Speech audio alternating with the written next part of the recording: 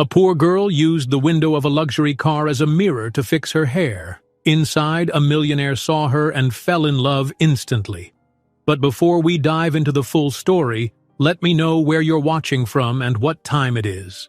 Now, subscribe to the channel and let's get started. A vibrant city morning was just beginning to yawn awake. The buses were already packed with hurried passengers, the sidewalks teemed with people rushing to clock in at their jobs, and a warm, golden sunlight spilled onto the street corners.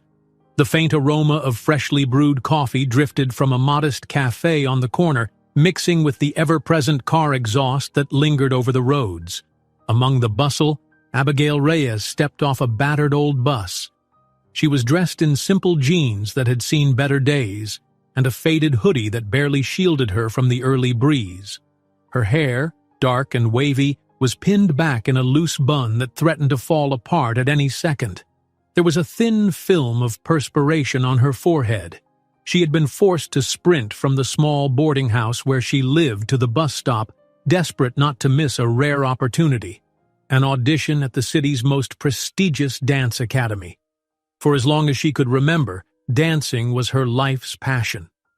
Growing up in a cramped neighborhood on the outskirts of the city, she had discovered dance by peeking through the windows of a local community center. She would press her nose against the glass, watching wide-eyed as graceful ballerinas stretched and leapt, while sleek tap dancers stomped rhythms that set her heart racing. Even though her parents had passed away when she was just a child, her father from an illness that took him too quickly, and her mother from heartbreak soon after, Abigail held on to their memory through movement.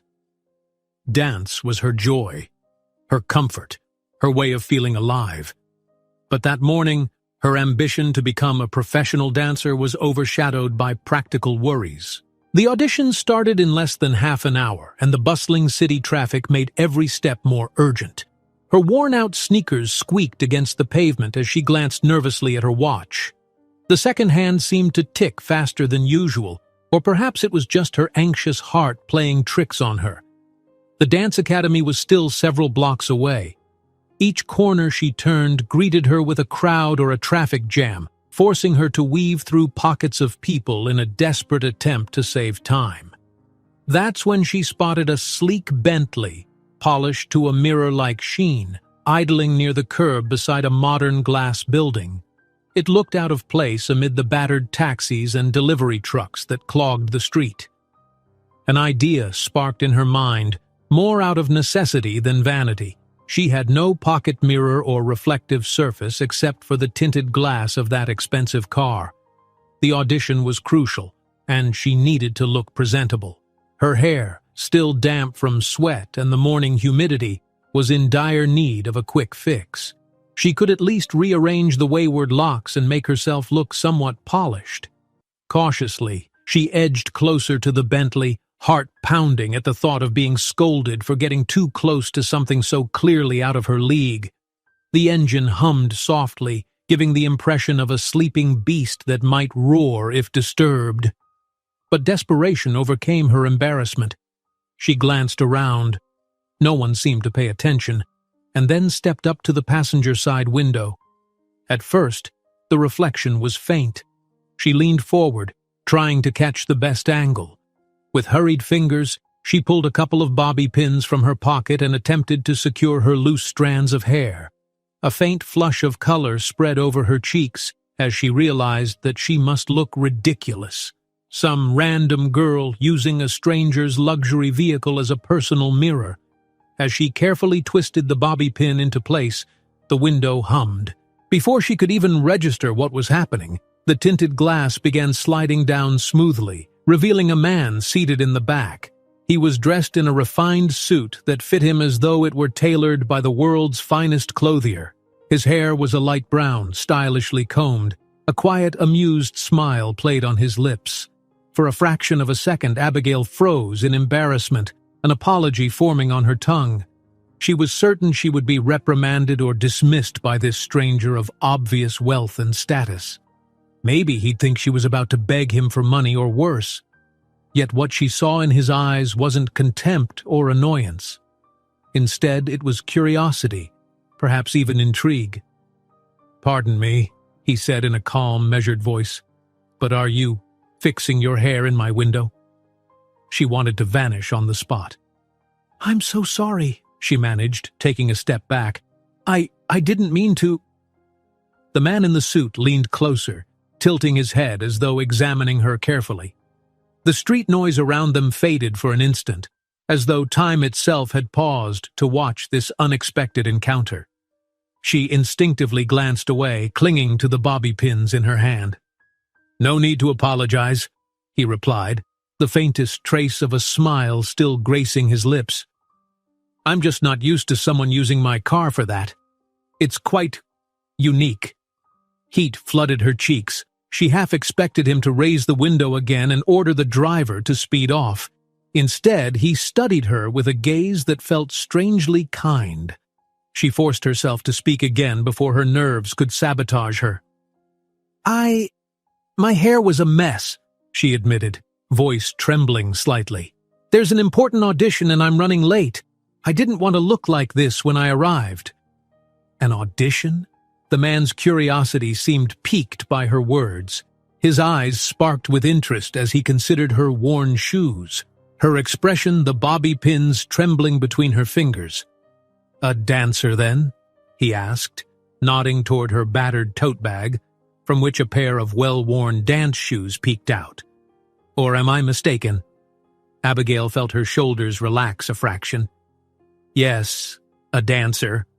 Or at least I hope to be if I manage to get to the audition on time." He gave a quiet laugh, and something about that gentle sound made her heartbeat skip. "Where do you have to go?"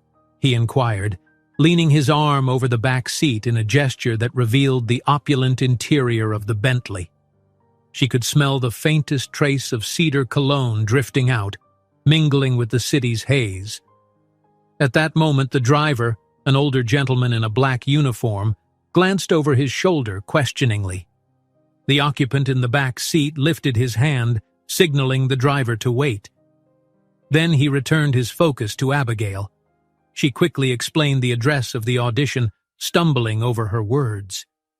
The man nodded thoughtfully. "That's not exactly nearby," he remarked. "Traffic is a nightmare today."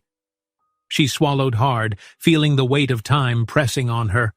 The audition was inching ever closer. If she didn't get moving now, she'd stand no chance at her dream. "Please excuse me," she said, stepping back from the Bentley. "I should—" He didn't let her finish. With a quiet, decisive confidence, he unlatched the door from inside. "William Harrison," he said, offering his name like a gentle invitation. "But you can call me Will, and you're—" "Abigail," she managed softly, still somewhat stunned. "Abigail?" He tried out her name as though testing the melody on his tongue. Then he pushed open the car door from the inside. "If your audition is important, I could give you a ride." The offer hung in the air like a lifeline she had not expected. Her gaze darted from the posh interior of the Bentley to the busy street. Part of her was screaming that this was insanity, accepting a ride from a total stranger, a man whose wealth was apparent from the cut of his suit alone. Another part of her, the part that had grown used to facing daily adversity, saw only a single chance. If she turned him down, she might never make it in time. I don't want to impose," she whispered, voice shaky with a mix of caution and need. His smile deepened, illuminating a handsome face that probably graced tabloids and business magazines. "If you're worried about me, I promise there's no ill intent," he replied gently. "In fact, think of it as me repaying you for showing me a novel use for my car window." In a small quiver of hesitation, she looked around. Passers-by marched on, each caught in their own routines, oblivious to the story unfolding next to the sleek black Bentley. Above her, the towering buildings cast shadows onto the street, as if urging her to decide before it was too late. She swallowed, her heart pounding so loudly she feared he might hear it. I would really appreciate it," she finally conceded. "Then come in," he said, stepping aside so she could climb into the plush seat. She had never been inside anything so refined. The seats were upholstered in fine leather that seemed to cradle her with impossible softness. The dashboard glimmered with brushed metal and dark wood accents. As soon as the door closed, William addressed his driver. "She has an audition. We need to get to the Roseland Arts Complex as quickly as possible." The driver gave a polite nod, expertly merging the Bentley into the dense city traffic. Abigail's eyes flickered to the swirling cityscape outside the tinted windows. In the hush of the Bentley's opulent interior, she tried to calm her nerves. The seat felt more comfortable than any bed she had ever slept in. The faint aroma of high-end leather and William's subtle cologne lingered in the cool air. She sneaked a sideways glance at the man now seated beside her. When their eyes met, she noticed something. A gentle warmth, a sense of easy confidence. His posture, the way he angled toward her with genuine curiosity, put her a bit more at ease. Still, thousands of questions churned in her mind. Why was he being so kind? What did he want? And how on earth would she repay him if she actually secured a role at the academy? But for now, she let those thoughts fade. She was in a race against time, and this unexpected savior was ensuring she had a fighting chance. The city whirred by, horns honking incessantly, traffic lights blinking like half-hearted guardians of chaos. Yet inside the Bentley, an improbable calm enveloped them. It was as though they existed in a separate dimension, parted from the frantic world outside. William cleared his throat, his gaze still lingering on her. "So, tell me about the dance you're going to audition for. Contemporary? Ballet? Jazz?" Her lips parted in surprise. No one in her daily life ever asked about these details. People rarely cared about her ambitions. "Contemporary," she answered softly. "But the academy sometimes merges modern with classical elements. They want versatile dancers." He nodded. "Impressive. Sounds like quite a challenge." A hint of pride sparked in her chest. "It is, but it's been my dream for a long time," she said. "I spent years dancing at local community centers, saving up every spare coin for classes or workshops. I still owe a friend who covered part of my bus fare this week, but it's worth it." Hearing her speak, William's eyes were filled with something akin to admiration. She wasn't just some random girl with fleeting aspirations. She was a young woman who had poured her soul into every single pirouette and leap, forging hope out of adversity. They fell silent for a moment, the hum of the Bentley's engine filling the air. Abigail's heart was still restless, uncertain of what might unfold. Her instincts urged her to remain cautious, but a flicker of gratitude battled the doubt. Perhaps not everyone with wealth and power intended harm. The Bentley slowed at a congested intersection. The Roseland Arts Complex was just a few blocks away. Her stomach churned with a combination of excitement and nerves. "Please let me be on time," she whispered, more to herself than to him. "You will be," William responded in a gentle tone, their eyes locked again. In his gaze, she sensed an unexpected reassurance, a subtle kindness that made her wonder who he really was beyond the expensive suit and the air of quiet confidence. As they neared the academy, that question kept drifting through her thoughts. Who is William Harrison, and why did he care enough to offer her this ride? And would this brief, extraordinary encounter end the moment she stepped out of the Bentley's protective embrace? The Roseland building finally loomed into view, its tall glass facade sparkling under the mid-morning sun. Abigail couldn't stop her knees from trembling. The driver pulled up to the curb, skillfully avoiding a chaotic tangle of taxis. William straightened his jacket and glanced at her with an encouraging smile. And just like that, an unspoken tension filled the quiet car. Both seemed aware that once the door opened, their paths might diverge forever. She carefully reached for the door handle, uncertain how to thank him for this unbelievable favor. But as she opened her mouth to speak, William leaned forward, his voice warm. "Good luck, Abigail. And if you need a ride home, I'll wait." Her chest tightened. He was offering another kindness, even though they had just met. Words failed her for a second, so she simply nodded. "Thank you," she finally breathed. "You don't know how much this means to me." A small smile curved on William's lips. "I have a feeling I do." She slipped out of the Bentley, shoulders squared, heart thumping like a drum in her ears.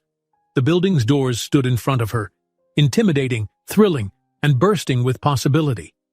Before stepping inside, she paused, glancing back at the Bentley. William Harrison was still watching, his eyes steady upon her. In that moment, she felt the city swirl around her, the unstoppable rush of deadlines and routine. Yet, in the hush between them, something new was born. Could it be admiration, a seed of hope, perhaps even the faint stirrings of love?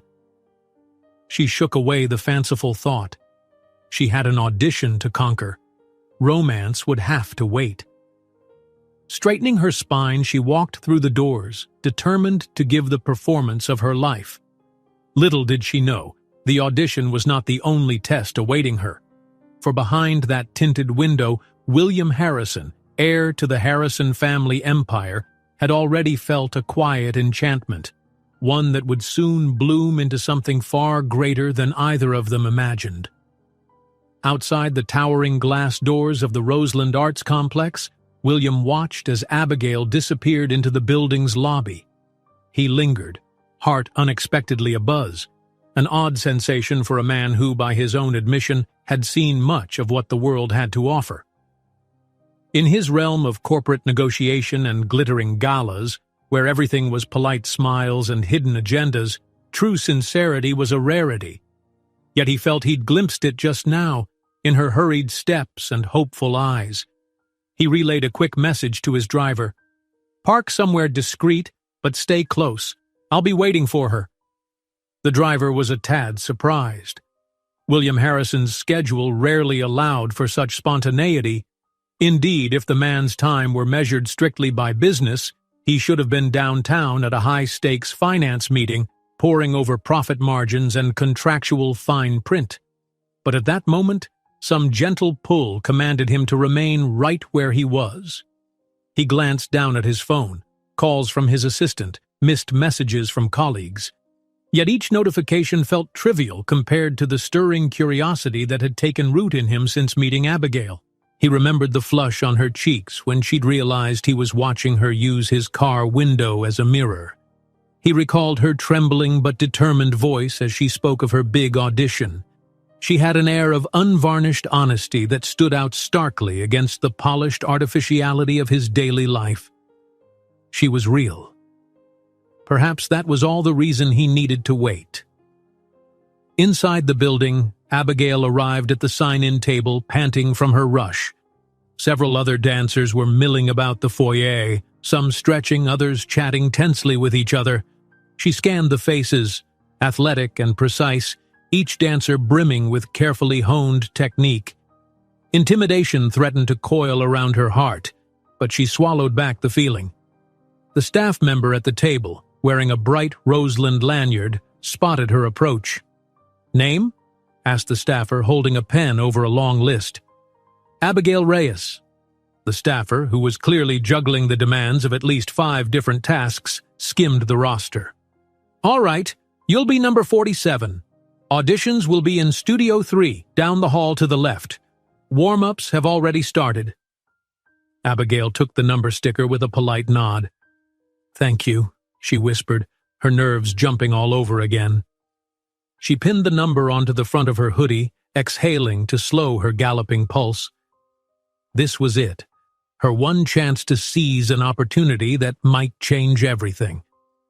With shaky hands, she slid her old dance sneakers off and replaced them with a battered pair of soft ballet shoes. A few of the other dancers eyed her in a subtle once-over, noticing the worn condition of her footwear, her simple clothes. But she was used to that. She'd learned not to shrink under such scrutiny. Studio 3 stretched before her in a vast rectangle of polished hardwood floors and mirrored walls. A row of large windows allowed bright light to cascade in. About 20 dancers had already begun warming up at the bar, long, elegant limbs rising in fluid arcs. Their hair was styled into perfect buns or neat ponytails, their leotards and tights professional and pristine. Abigail quietly joined them, a pang of self-consciousness tightening her chest. She tried not to think about how ragged her attire must appear next to the rest. She reminded herself that skill, not style, would be her ticket in. Then she took a place at the end of the bar, performing gentle pliés and stretches to loosen her muscles. She felt the burn in her calves, the pull in her hamstrings.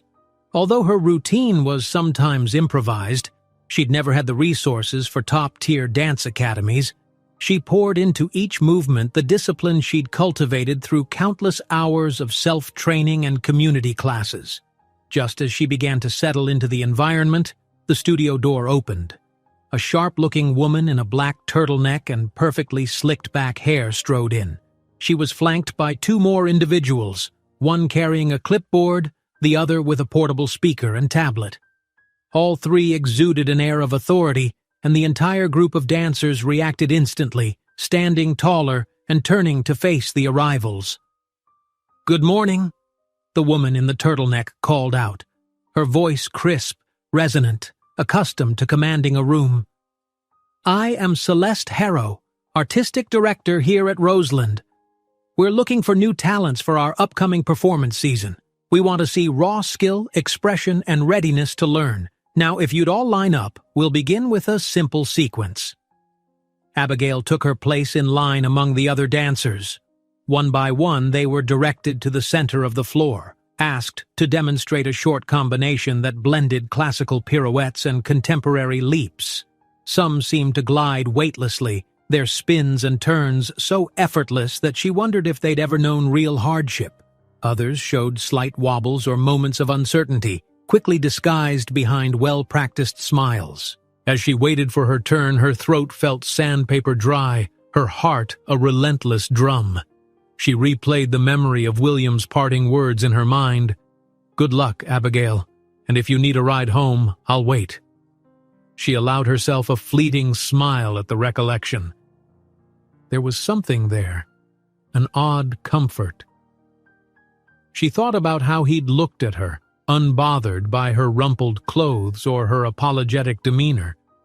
Rather, he seemed intrigued, as though he saw something deeper than appearances. She inhaled, letting that memory embolden her. Finally, it was her turn.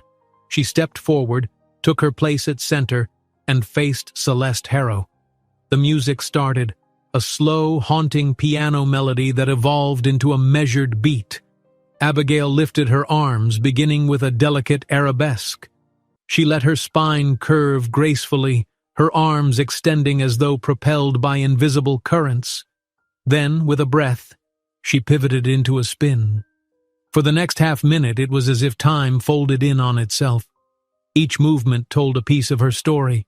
The longing of nights spent dancing alone in a cramped living room, the heartbreak she'd felt upon losing her parents, the fierce hope that had kept her pushing forward despite every obstacle.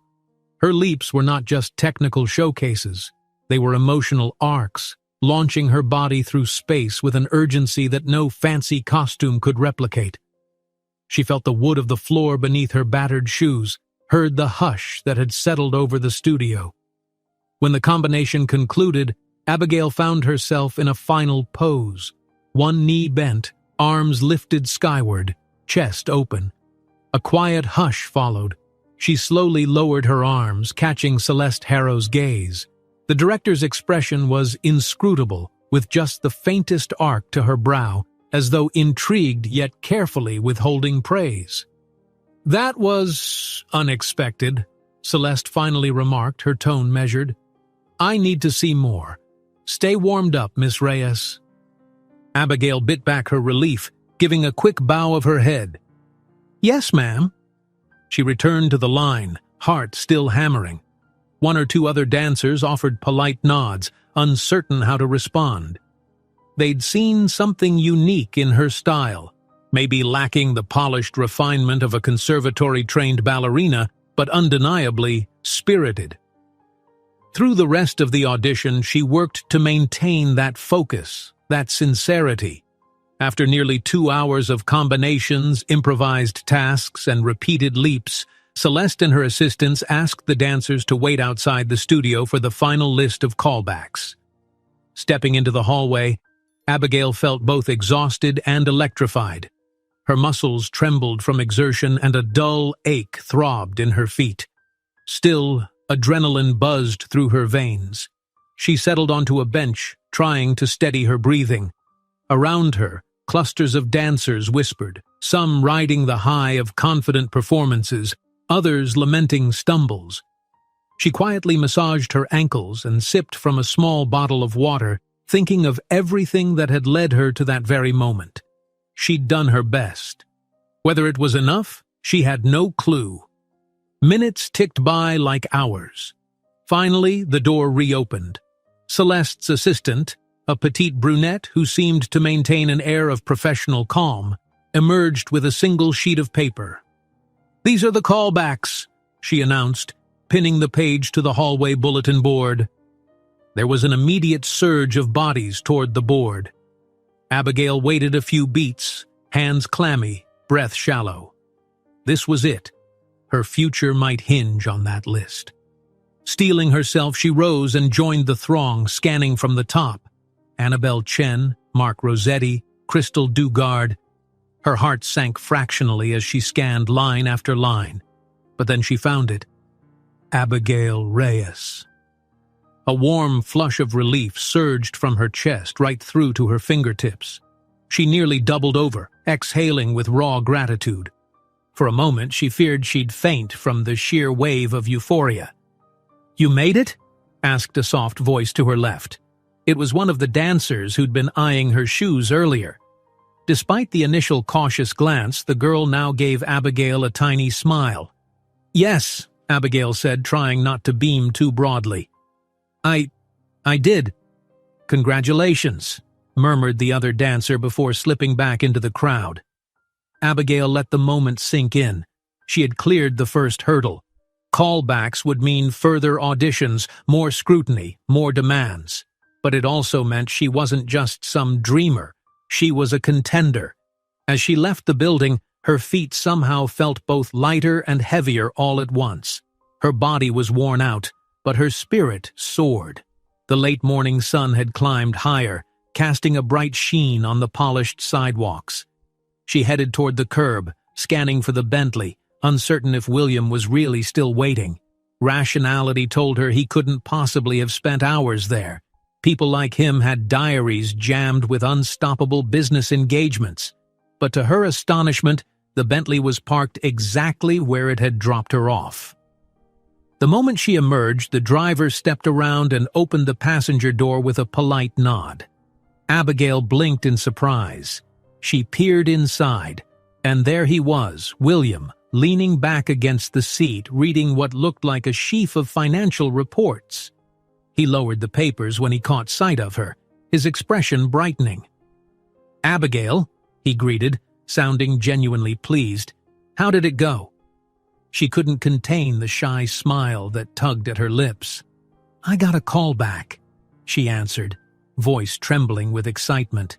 "I mean, I haven't been accepted fully yet, but it's a start." He closed the folder of documents on his lap and leaned forward, delighted. "That's fantastic news. Congratulations. Please, get in." Still too surprised to manage a polished response, Abigail eased into the plush seat once more. The door closed gently behind her, the world outside briefly muffled. Once the driver was back in his place, William instructed him to start heading out, and the Bentley glided into traffic. "Thank you," Abigail said suddenly, her voice hushed. "I probably wouldn't have made it on time without your help, and then waiting here all that time, that was incredibly kind." A hint of a smile danced on William's lips. "I'm glad it worked out. How do you feel?" She cradled her arms around herself, trying to stretch out the tension of the audition. "Relieved, terrified, excited. My feet are killing me," she admitted with a laugh. "But I'm happy." Her honesty broke through the usual politeness he heard from people in his circle. There was a raw wonder in the way she spoke, lacking the filters and inhibitions of someone used to constant self-censorship. He watched her gently rub her ankles and noticed the frayed edges of her ballet shoes poking out from her bag. A swirl of sympathy and admiration flickered across his heart. "Do you have somewhere you need to be now? I could take you back home or anywhere else," he offered. She fiddled with a loose thread on her hoodie's sleeve. "Actually, I'd planned to do a shift at the diner where I work, but not until later." He inclined his head, considering. "How about we grab something to eat first?" he suggested. "Unless you're exhausted?"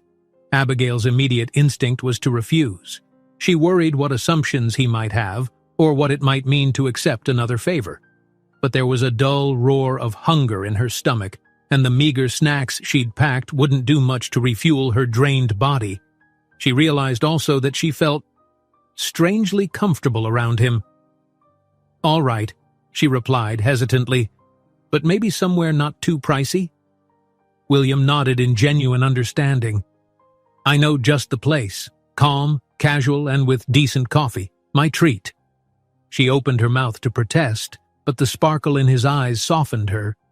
She allowed herself the smallest indulgence of feeling safe, of letting him be momentarily chivalrous. She told herself it was just lunch, not a permanent arrangement. So she nodded, grateful yet cautious. "Okay," she whispered, folding her hands in her lap. Through the Bentley's windows, the city sprawled, fast-paced, unrelenting, full of possibilities and perils. As they turned onto a tree-lined avenue, she gave herself permission to feel the faint flutter of excitement at being around this intriguing man. Her future might still be uncertain, but in that moment, as she rode with William Harrison to an unknown lunch spot, the world shimmered with promise. The Bentley glided along a series of back streets until it reached a quieter part of the city, where the usual cacophony of traffic merged with the rustle of leaves from old sycamore trees. Abigail gazed out the window, watching shops roll by, local boutiques, a cozy bookstore, a small art gallery. She wondered if William had deliberately chosen this area to avoid the usual midday bustle, or if he simply had a fondness for these tucked-away corners of town. Eventually, the car pulled up to an understated cafe with tall windows and a faded sign that read, "The Sunlit Bean." It was perched on a charming street lined with flower boxes and slender benches. Even before stepping out, Abigail could tell the place was more intimate than any fancy downtown restaurant. A wave of relief washed over her. She worried she'd be taken somewhere far beyond her comfort zone, but this cafe felt calm, almost homely. They climbed out, and William let his driver know they'd call him when they were finished. Then he joined Abigail on the sidewalk, the midday sun catching hints of copper in his light brown hair. Despite the crisp elegance of his suit, he somehow blended naturally into this unpretentious setting. Inside, an inviting hush enveloped them. The decor was warm, soft cream walls, wooden tables, old movie posters. A glass display of pastries near the front counter showcased croissants, fruit tarts, and muffins. Overhead, gentle acoustic music wove through the air. A barista with a friendly smile stood ready, waiting for their order. William selected a quiet table by a window that faced a row of potted plants. The seat was a simple wooden chair, far removed from the plush comfort of the Bentley. As soon as Abigail sat, she felt a twinge of self-consciousness about her hoodie and scuffed ballet shoes, but William's relaxed demeanor quickly reassured her. There was no trace of judgment in his gaze. Instead, she sensed curiosity and a sort of subdued excitement. "What do you normally drink?" he asked, flipping open the menu. She shrugged, feeling a little flustered. "Usually just plain coffee. Maybe a pastry if I can afford it." He offered a soft grin. "Well, today it's my treat, remember? And you've definitely earned something more than plain coffee after that audition. Pick whatever you'd like." She scanned the menu. There were fancy lattes with names like Cinnamon Whirl Cappuccino or Honey Almond Latte. A part of her wanted to try one, but she hesitated, wary of overstepping. In the end, She settled on a modest latte and a chocolate croissant. William ordered an Americano for himself and added a small array of pastries. 2 more croissants, a little custard tart, and a scone, despite her protests that it was too much. He waved off her concerns with an airy gesture. When the barista left, William leaned back slightly, regarding Abigail with thoughtful eyes. "So, tell me more about the audition process. You mentioned you got a call back, but what does that involve next?" She fiddled with the corner of the napkin in front of her. "Well, Roseland is one of the big names in the dance world around here," she explained. "They do a full performance season, modern, contemporary, occasionally a reimagined ballet. They hold open auditions to find new dancers. Today was just the initial round, basically to weed out anyone who's obviously not prepared." He nodded, genuinely engaged. "And you weren't weeded out," he said, his lips curving in a small smile, "which means they see promise in you." Abigail felt a mingled rush of pride and nerves. "Yeah, but the callback is going to be tougher. More advanced choreography, maybe some improvisation in front of the directors." She paused, tapping her fingers lightly on the tabletop. "I'll need to practice, and I don't exactly have a professional studio or top-tier trainer." "Could you enroll in classes to prepare?" he asked kindly. The question made her laugh wryly. "Classes aren't cheap," she said simply. "I work shifts at a diner, some nights bartending. Most of my money goes to rent and groceries. Anything extra I put aside for dance shoes or workshops.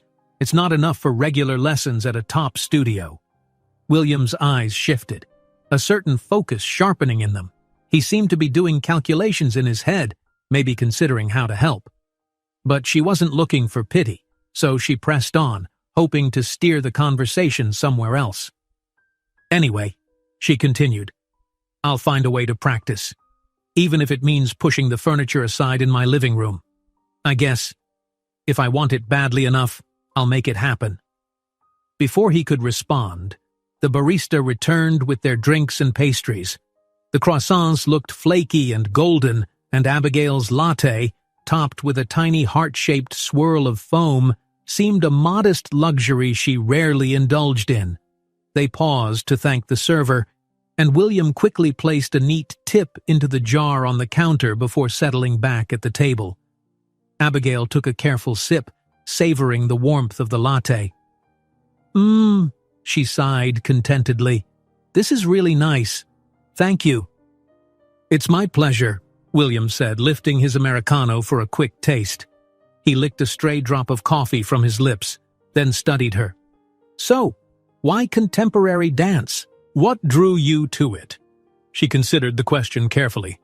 "There's freedom in it," she explained.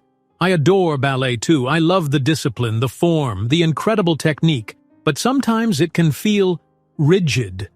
Contemporary lets me combine ballet structure with raw expression, you know? Lets me tell a story with movement." His eyebrows rose, a spark of admiration in his gaze. "Sounds like you've thought deeply about this." "Oh, I have," she answered with a light laugh. "Since I was little, I'd dance in the living room, pretend I was on stage. Even after my parents died, I kept dancing because it made me feel closer to them. They used to watch me with this gleam in their eyes, as if my dancing was magic or something." A sudden wave of emotion passed over her face. "I guess it became a way for me to cope, and eventually it just turned into my biggest dream." A comfortable hush settled between them while William digested that. He took a thoughtful sip of coffee, then spoke quietly. "I'm sorry about your parents. You must have been so young." Abigail nodded, not trusting herself to speak for a moment. The memory held both pain and tenderness. Pain at the loss, tenderness at how their presence had inspired her. "What about you?" she asked, trying to pivot the conversation. "Your life. Are you from here or somewhere else? You mentioned you had business to attend, but you chose to stay. That was really generous." William set his cup down. "I grew up in this city," he said. Went overseas for part of my education, then returned a few years ago to help manage my family's business. My father was a real estate investor, hotels, commercial complexes. When he passed, I sort of took up the mantle. Oh, she breathed, absorbing his words. That sounds like a lot of responsibility. He nodded. It can be. Sometimes it's interesting, meeting new people, traveling, but other times it's stifling. So many of the people in that world only see me for my last name or what deals I can bring them. I'm sorry, she said, seeing the flicker of resignation that crossed his face. It must be tough when everyone wants something from you. William shrugged lightly. It comes with the territory, and I'm thankful for what I have. But it's refreshing to meet someone who doesn't care about that side of things. Abigail felt her cheeks warm. She tore off a piece of croissant to occupy herself. Guess you're not used to people using your car window as a mirror either, she said, teasing lightly. No, that's a first, he replied, matching her playful tone. And I'm glad it happened. The conversation paused as they each took a few bites. The cafe, while modest, served an excellent pastry. Abigail found the croissant's buttery texture melting in her mouth, and the chocolate filling was sweet, but not cloying. Meanwhile, sunlight streamed in through the window, glancing across William's cheekbones and giving his expression a subtle glow. He set down his coffee and straightened somewhat, a reflective look in his eyes. I've got a question, he started. It might sound a bit forward, so feel free to say no, but I'd like to help you prepare for this callback. Maybe I can arrange a space for you to practice? I own a few buildings with studios, nothing fancy, but at least you'd have room and mirrors. Abigail's initial reaction was confusion, perhaps a hint of skepticism. What? He offered an open-palmed gesture. I mean, I have properties all over town. One of them used to be a small dance school that shut down last year. Long story. The space has been empty for months. If you need somewhere quiet to rehearse, you could use it. No strings attached, no charge. Just a safe place for you to work on your moves. Her mind whirled. It was beyond generous, yet it also felt too big. She'd only just met him, and he was offering her a rehearsal space? There was a logical fear inside her. Nothing came free, especially from men with money. But something in William's tone, in the gentle sincerity of his gaze, made her want to trust him. She carefully placed her croissant down. I don't know what to say, she admitted. It would mean everything. But are you sure? I can't possibly pay you for it. His smile softened. I'm sure. Think of it as my way of investing in art, or giving back to someone who needs a break. Seeing how dedicated you are, well, it's inspiring. He paused, shifting slightly in his seat. Of course, I wouldn't blame you if you're hesitant. You barely know me. I just want you to have the best chance at this callback. Abigail studied the last swirl of foam in her latte, her pulse thrumming. Should she accept? A small voice in her head cautioned her about relying on him too much, about entangling their lives. Yet, realistically, she knew she had no real space to practice properly, a location that was safe, with mirrors and enough room to leap without crashing into a lamp.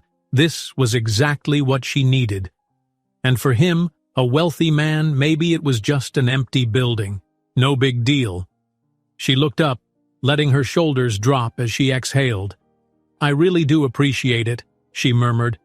And yes, I'd love to use that space, as long as you're not expecting something in return that I can't give. His expression was immediate reassurance. I'm not, he said gently. Let's just say I have faith in your potential. Maybe one day I'll see you performing at Roseland, and I'll know I played a small part in helping you get there. A quiet, charged moment lingered between them, something that glimmered with possibility. She could sense the sincerity in him. It struck her that William, for all his wealth, seemed as isolated as she sometimes felt in her everyday struggles. Different worlds, same loneliness. All right, she said at last, a small but genuine smile lifting her lips. Then, thank you. I'll accept. William returned her smile, a spark of relief in his eyes as though he too had been bracing for her to refuse. "Perfect," he declared softly. "We can visit the studio whenever you're ready. In the meantime, let's finish these pastries before I eat them all." She let out a laugh, tension ebbing from her posture. The two of them returned to easy banter, discussing everything from favorite music to random city landmarks. She discovered that he had an affinity for quiet corners of the city, old theaters, historical buildings. He learned that her biggest dream beyond dance was to travel to Brazil someday and learn the samba from local dancers, an aspiration she'd once read about in a magazine while waiting for a bus. Time slipped by unnoticed. The cafe filled with a gentle afternoon hush as a few more customers strolled in. At a neighboring table, a young couple scrolled through photos on a phone while sipping iced lattes, and across the room, an older man perused a thick newspaper, occasionally glancing up to take in the ambient chatter. Finally, William checked his watch, a subtle, elegant piece that matched his tailored suit. "I hate to end this, but I need to drop you off wherever you prefer and then head to a meeting that I'm already late for. My assistant's going to kill me," he said with a wry grin. Abigail also glanced at her phone, realizing she was nearing her own shift at the diner. She felt an odd twinge of sadness at the idea that their conversation would end, but she quickly pushed it aside. "Yes, I should get moving too. The diner I work at is about 20 minutes from here by bus, so if you could—" William stood, shaking his head. "Let me drive you. Or rather, let my driver do so," he offered. "No need for the bus." She hesitated only briefly. "All right," she agreed, remembering what it felt like rushing on foot earlier that morning. Her ankles were still sore from all the leaps and spins. They paid. William insisted once more on covering everything, and stepped back out into the sunlight. Late noon had arrived, warming the sidewalk. With a quick call, William summoned his driver. Within minutes, the polished Bentley eased around the corner, its engine whisper quiet. Inside the car again, Abigail settled against the seat, letting herself sink into its comfort. William tapped out a text message to confirm his upcoming business appointment, then turned to her. "Where's your diner?" he asked, retrieving an address on his phone for the driver. She gave him the location with a slight blush, unsure how to explain that it was in a scruffier neighborhood, well away from the city's glamorous hubs. But if William noticed, he gave no sign of judgment. He simply passed the details to the driver, who navigated through the city streets with expert ease. They rode mostly in silence for a few blocks, occasionally sharing a comment about something they glimpsed outside the window, like a street performer juggling or a bright mural on an old factory wall. When they were several minutes away, William cleared his throat, turning to her with a gentle seriousness. "You'll text or call me about your practice schedule?" he asked. "I'll have to set up the building for you, make sure the utilities are on. Maybe I can show you around soon." "Yeah, absolutely," she answered. She'd have to find the words to explain to her roommate, who was also her landlord, why she wouldn't be dragging the couch aside to rehearse as often. A smile tugged at her lips as she imagined the excitement in her roommate's eyes, though her friend might also be suspicious of such generosity from a stranger.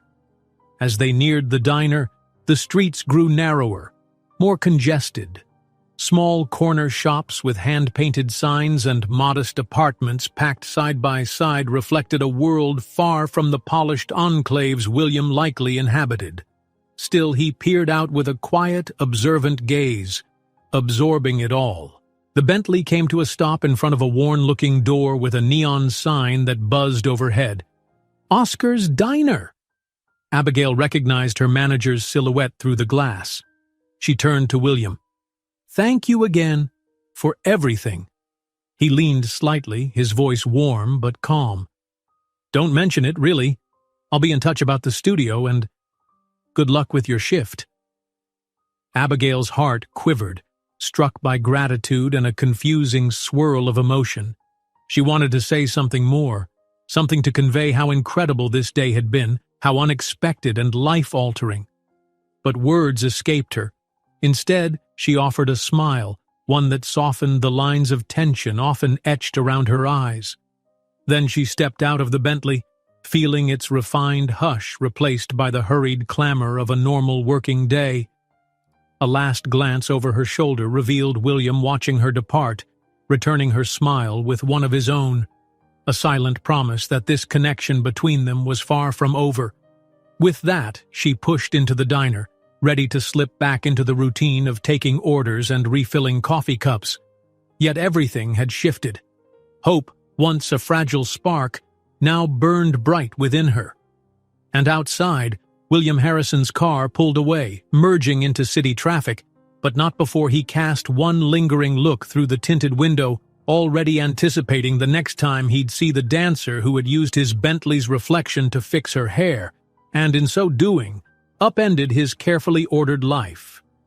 The early evening sun cast the diner's interior in a warm, golden hue. Abigail had barely clocked in when her manager waved her over to a booth that needed clearing. She grabbed a cloth and maneuvered between tables, her sore muscles reminding her of the morning's rigorous audition. Still, each twinge in her calves or ankles brought a quiet spark of satisfaction. She'd done it. She was going to callbacks at Roseland. She forced her mind back to the task at hand, giving the tabletop a thorough wipe. A few crumbs tumbled onto the checkered floor, and she made a mental note to sweep up later. As she moved to the next booth, her co-worker Tanya, an older woman with a loud laugh and an endless supply of gossip, sidled up. "You're in a good mood," Tanya commented, arching an eyebrow.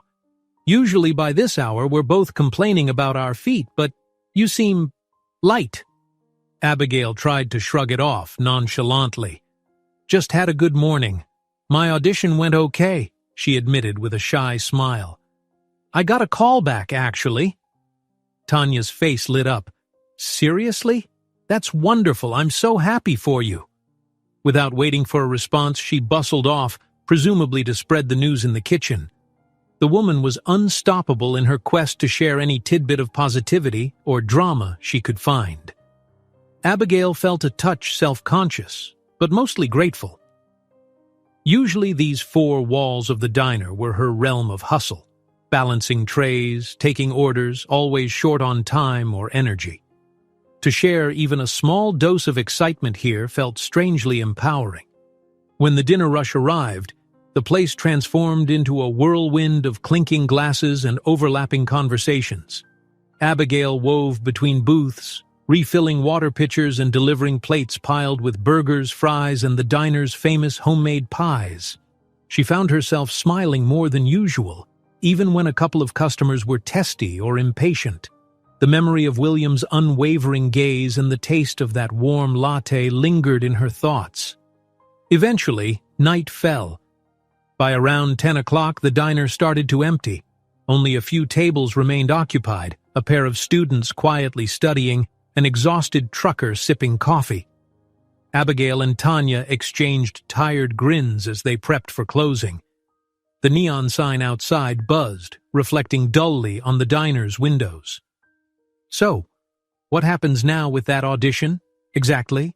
Tanya asked between wiping down salt shakers and stacking dishes. "You said callback, right?" "Yeah," Abigail replied, trying not to let her nerves bleed into her voice. "They'll give me a date, and I'll go back for a more advanced session. If that goes well, they might offer me a spot in the upcoming production, or at least consider me for the company." Tanya let out a dramatic swoon. "Imagine if you get it. You'll be famous, traveling the world. You'll forget all about this dumpy place." Abigail shook her head. "Oh, I could never forget the diner," she teased. "But traveling the world would be amazing." Her mind flashed to the patchy old poster she had pinned up in her bedroom, a collage of dancers, carnival pictures from Rio de Janeiro. One day, she'd love to see those sights in person. "Well," Tanya declared, pointing at her with a cleaning rag, "I'm rooting for you, kiddo." Soon, closing time arrived. Abigail counted her tips, stashing the small wad of dollar bills into her apron. She thanked Tanya and her manager, then slipped outside.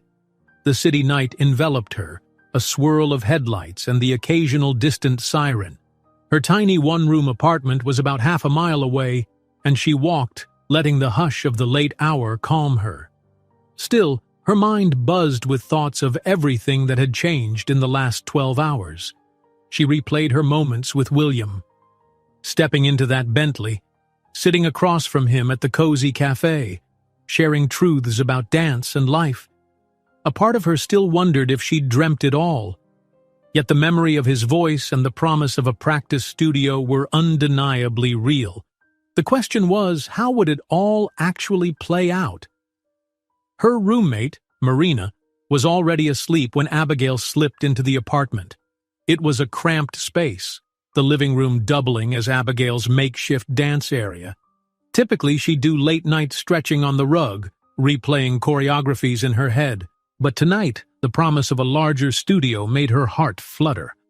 She changed into comfortable pajamas, brushed her teeth, and fell into bed. Despite her exhaustion, it took a while for her mind to settle. Eventually, the adrenaline faded, and she slipped into a deep sleep, lulled by hope. The next morning, her phone buzzed early with a text. Abigail cracked open her eyes, noticing rays of sunlight through the thin curtains. She fumbled for the device on her nightstand. The display showed an unknown number, and for a second, anxiety spiked. Then she remembered that William had promised to contact her. "Good morning, Abigail. This is William. Hope you slept well. I spoke with the building manager. The old dance studio is available. Would you like to see it today? Let me know." She reread the message twice, a small grin slipping across her face. No one she knew texted with that kind of polite formality. It was almost endearing. She typed back, "Hi, William. Good morning. I'm free afternoon. That would be great. Thank you." She hit send, feeling an excited flutter.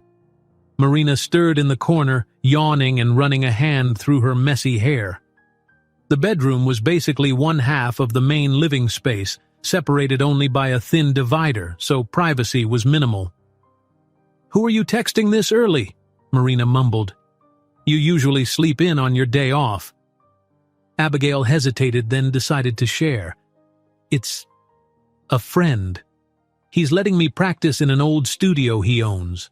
It's for my callback at Roseland." Marina's eyebrows shot up. "He owns a dance studio? This friend must be loaded." "It's complicated," Abigail said, biting her lip. "He's more like an acquaintance. We met yesterday and I guess he's well off."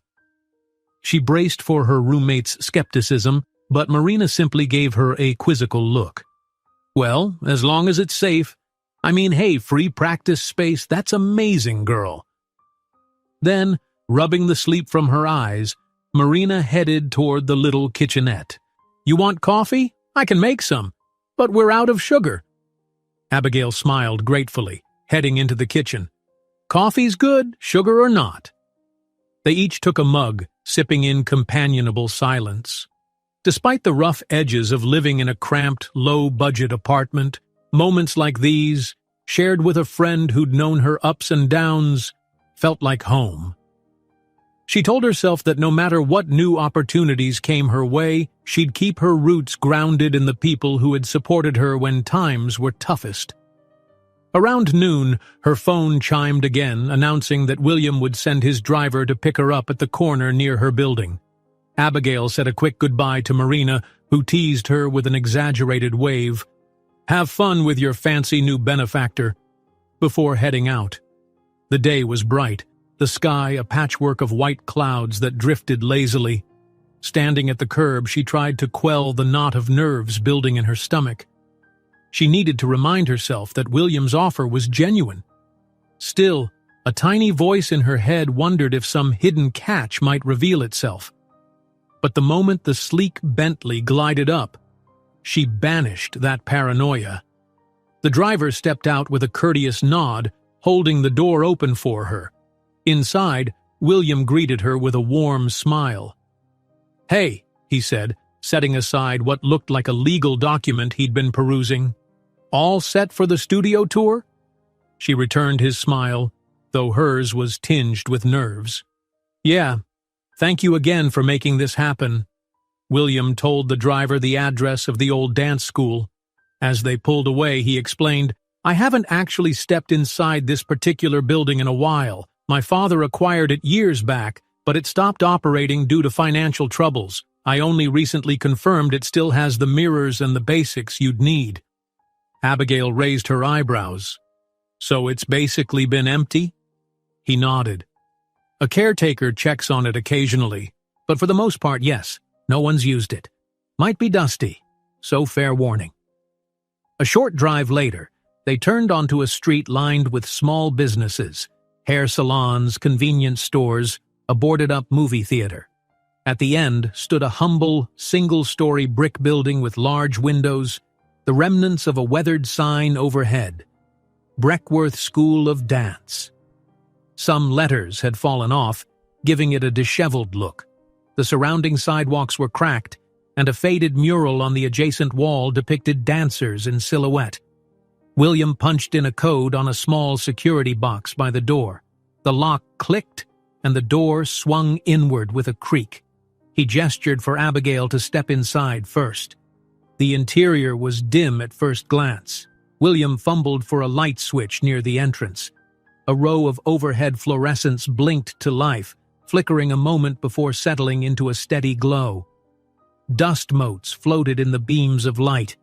The main lobby area was empty except for a couple of worn couches and a reception desk. Beyond a small corridor, Abigail spotted a larger space that looked promising. Together they walked down the corridor until they reached a wide studio room. Mirrors, though streaked with dust, lined one wall.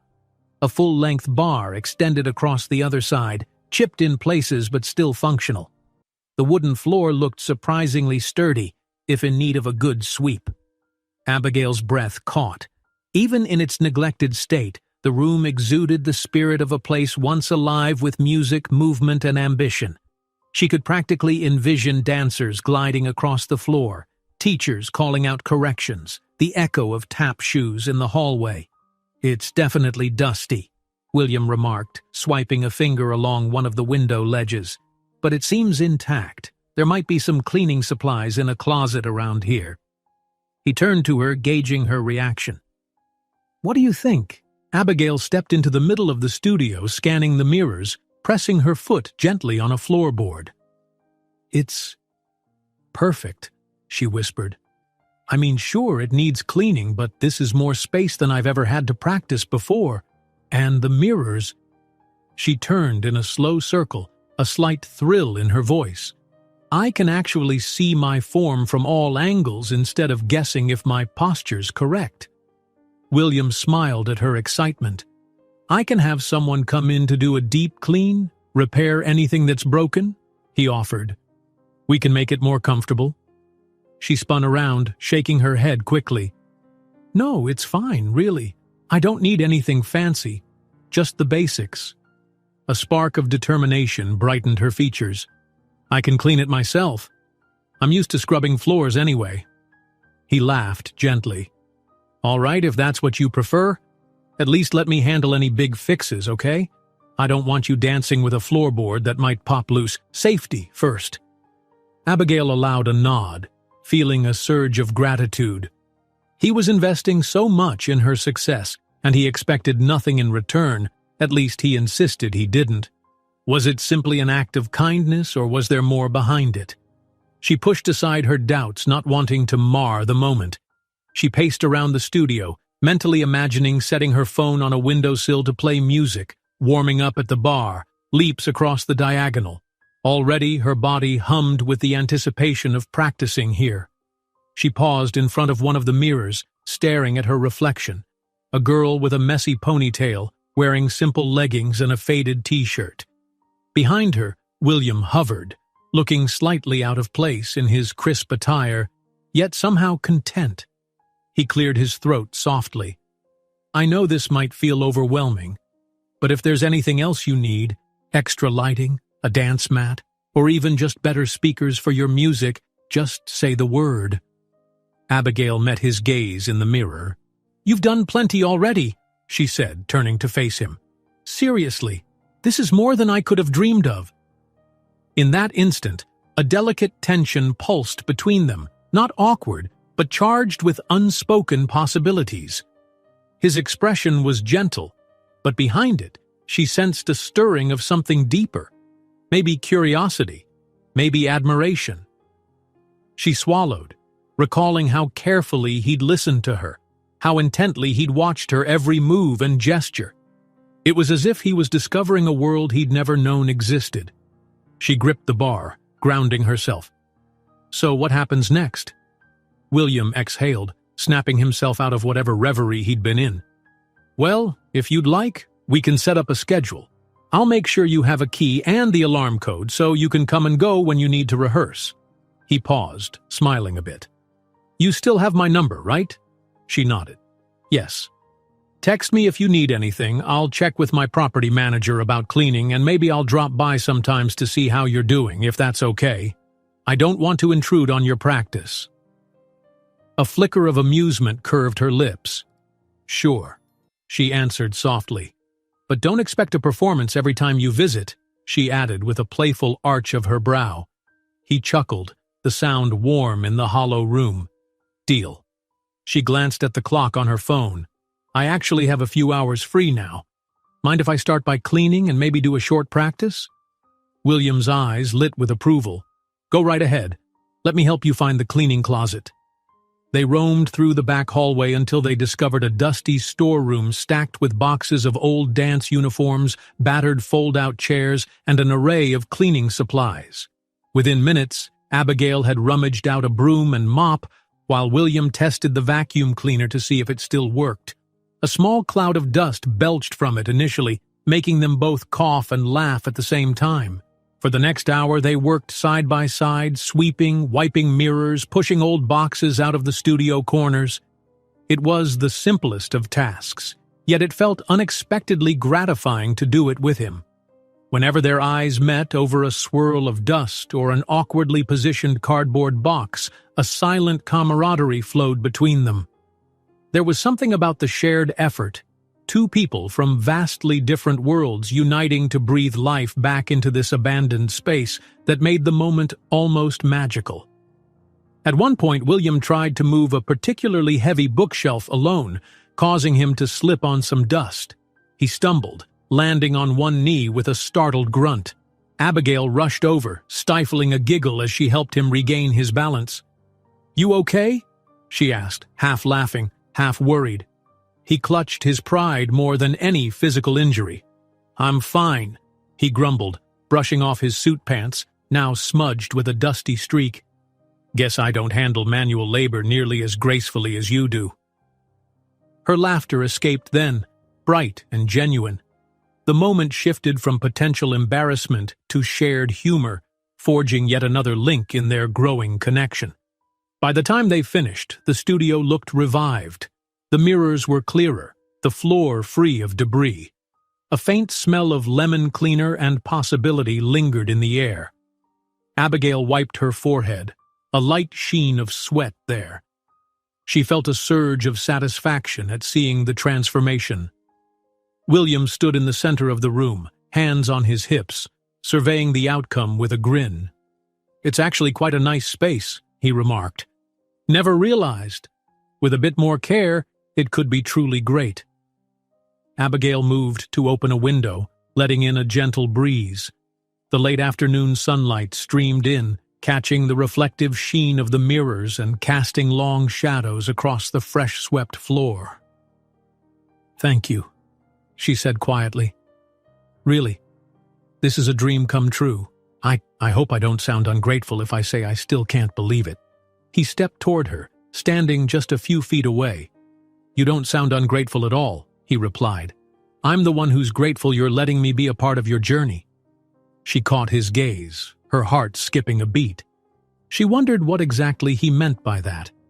Before she could unravel it, William gently checked his watch. "I should go," he said. "A meeting soon. But you should stay. Use the space. Practice. I'll text you the alarm code. Just lock up when you're done."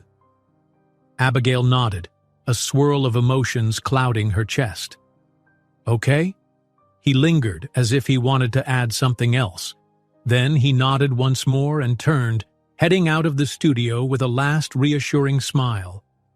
The echo of his footsteps disappeared down the hallway. After the building door clicked shut, Abigail was alone in the open studio. For a moment the stillness felt profound, almost echoing with the memory of his presence. Then she inhaled, setting her phone on the windowsill and pulling up the audition music she'd recorded. She closed her eyes, letting the first notes wash over her. Slowly, she positioned herself in the center of the gleaming floor. Step by step, she moved through the routine from memory, the controlled spins, the extended lines, the leaps that soared across the open space. Each reflection in the newly polished mirror told her what she needed to correct, a subtle shift of alignment, a tighter turn. She lost herself to the music, allowing every emotion, hope, gratitude, nervousness about the callback, to fuse into her movements. And in that room she danced alone, but not lonely, buoyed by the sense that for the first time in her life, she wasn't scaling her dreams entirely by herself.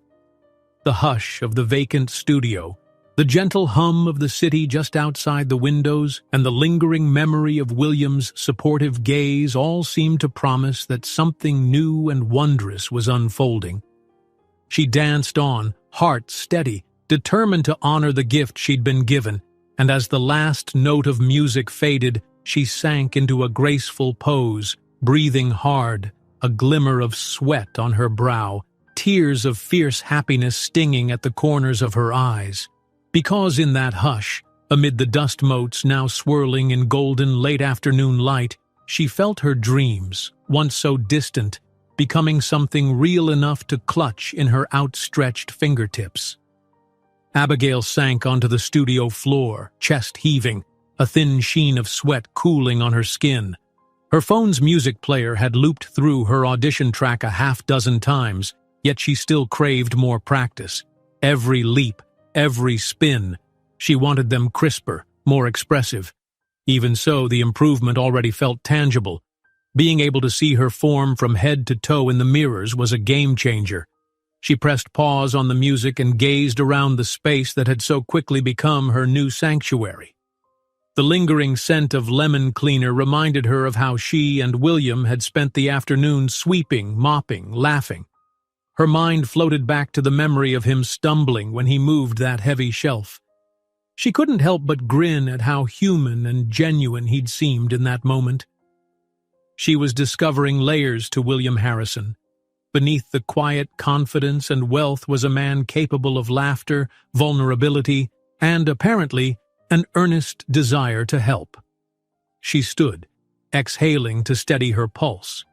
It was time to head home and rest before work, but as she walked over to the windows to collect her phone, a small thud came from the hallway. Her heart kicked up a notch.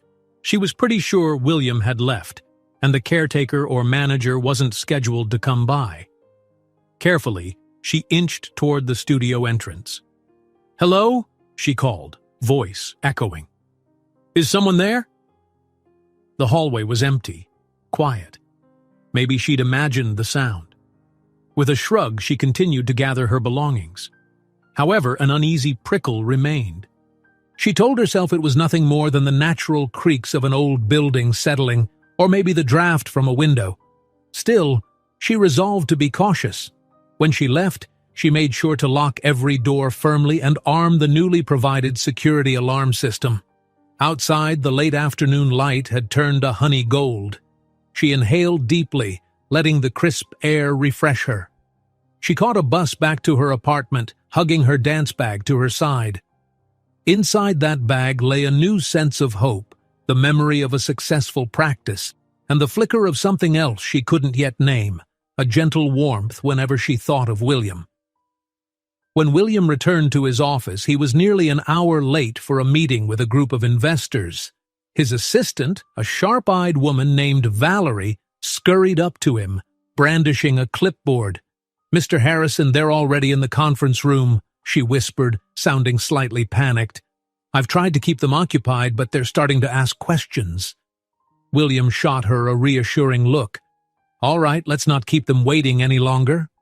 He strode into the sleek, glass-walled conference room, offering quick apologies for his tardiness. The men and women seated around the polished table were wealthy stakeholders, each with a vested interest in an upcoming development project near the city's waterfront, one of Harrison Enterprises' major undertakings. While they discussed blueprints, funding milestones, and projected returns, William's mind occasionally drifted. His gaze wandered to the windows that offered a panoramic view of the urban skyline tinted by the descending sun. He pictured Abigail in that dusty dance studio practicing her spins with fierce dedication. The memory tugged at him, a gentle pull of curiosity and admiration. He willed himself back to focus on the present conversation. Still, an undercurrent of restlessness thrummed through him. At some point, one of the investors, an older man with gray hair and a brisk tone, asked, "So, Harrison, where do you see this project in the next 5 years? We want your personal assurance on its profitability." William cleared his throat, forcing his attention to the matter at hand. "Absolutely. We've run projections with conservative estimates, and even in the lowest case scenario we stand to—" He laid out the numbers, referencing the meticulous analysis his team had prepared. The group nodded along, evidently satisfied by his confident delivery. Yet, the moment the meeting ended, William felt a wave of mental exhaustion. He retreated to his private office, a spacious corner room with floor-to-ceiling glass boasting a panoramic view of the city. Valerie followed him in, dropping a thick folder onto his desk. "Here's the updated financial statement and some documents for tomorrow's media event," she explained. Then she paused, assessing his expression. "Is everything all right, Mr. Harrison? You've seemed preoccupied all day." He paused, leaning against his desk. "I'm fine, Val," he said softly, then offered a faint smile. "I just have other responsibilities on my mind." Valerie nodded, professional enough not to pry further. "Understood. I'll arrange the rest of your evening schedule. There's a charity gala in 2 hours, and your presence was requested." William exhaled slowly. "Yes, of course, I'll attend." Normally, these galas were part of his routine, mingling with city elites for donations, forging alliances. But tonight it felt like yet another scripted role he had to play. As Valerie left, William let his thoughts drift. The contrast between his world and Abigail's was staggering. Her modest apartment, the diner job, the deserted dance studio, and yet that spark in her eyes when she talked about her dreams. He found it more compelling than the millions at stake in any negotiation. For the first time in a long while, he found himself wanting to share something genuine, not for profit or prestige, but because it felt right. He checked his phone, wondering if she had texted. Nothing new. He considered messaging her first, maybe just to ask if she got home safely or how her practice went. But a trace of self-consciousness tugged at him. Would it seem pushy, overly eager? He set his phone aside, deciding to wait. He'd see her again soon enough. A few evenings later, Abigail was just finishing a shift at the diner. The place had quieted after the dinner rush, and she was balancing a tray of used dishes when her phone buzzed in her apron pocket. She snuck a glance. William's name flashed across the screen. A mild flutter tickled her stomach. Once she cleared the dishes, she read the message. "Hi, Abigail. Hope you're well. Are you free tomorrow afternoon? I'd like to check in about the studio. Maybe bring a friend who can advise on the flooring and see if we need any fixes before your next callback." She felt a glow of warmth at his continued concern. Quickly, she typed back, "Tomorrow afternoon works for me. I have a few hours free. Thank you again for everything." His reply came swiftly. "Great. I'll pick you up at 2. Can't wait to see how the studio's looking after you've practiced in it for a few days." Abigail tucked her phone away, a bright smile lingering on her face. Tanya, clearing another table, spotted her expression and raised an amused eyebrow. "Got a special someone, huh?" she teased. Abigail nearly dropped a fork. What? No, it's just, he's a friend, helping me out with my dancing." Tanya chuckled. "Uh-huh. A friend with a fancy car and a big heart by the sound of it. Abigail opened her mouth to protest but realized that anything she said might only feed Tanya's playful assumptions. She sighed and turned to refill a condiment bottle, hoping her co-worker would let it go. Yet a flicker of truth gnawed inside her. She wasn't sure how to define what William was to her. Kind benefactor? An ally in her dance journey? Or someone who, with each conversation, made her pulse skip? She quickly redirected her thoughts to the upcoming callback. She hadn't yet received the official date from the Roseland Academy, but Celeste Harrow's assistant had implied it would be announced soon. Time was ticking, and her technique needed refining. Every chance she got, she slipped into the old studio, adjusting her routine, working on transitions. Her leaps were higher, her lines more fluid, freed from the cramped living room. That night, as she closed out at the diner and trudged back to her apartment, her thoughts inevitably wandered to William. She replayed small moments, his earnest willingness to help clean, the softness of his tone when he asked about her parents, the quick smile that lit his face whenever she teased him about not being used to manual labor. A reluctant but undeniable feeling was beginning to grow, a curiosity about who William really was beyond the polished image. Yet doubt whispered, too. Men had shown interest in her in the past, but that interest quickly evaporated when they discovered her meager circumstances. She also knew the cautionary tales. Rich man takes interest in poor girl, only to break her heart. She wondered if this was simply a passing novelty for him, a philanthropic fling. But the sincerity in his eyes made her hope otherwise. The next day, just before 2 p.m., Abigail waited on the corner near her building. The breeze was mild and she tapped her foot nervously. The Bentley appeared right on time, sleek as ever. She slipped into the back seat, greeting the driver politely, then found William waiting inside, this time dressed in slightly more casual attire, dark jeans, a button-down shirt rolled up at the sleeves. He smiled warmly. "Hey," he said, setting his phone aside. "All ready to get some professional eyes on that studio floor?" She nodded. "Thank you for arranging it." They made light conversation on the drive.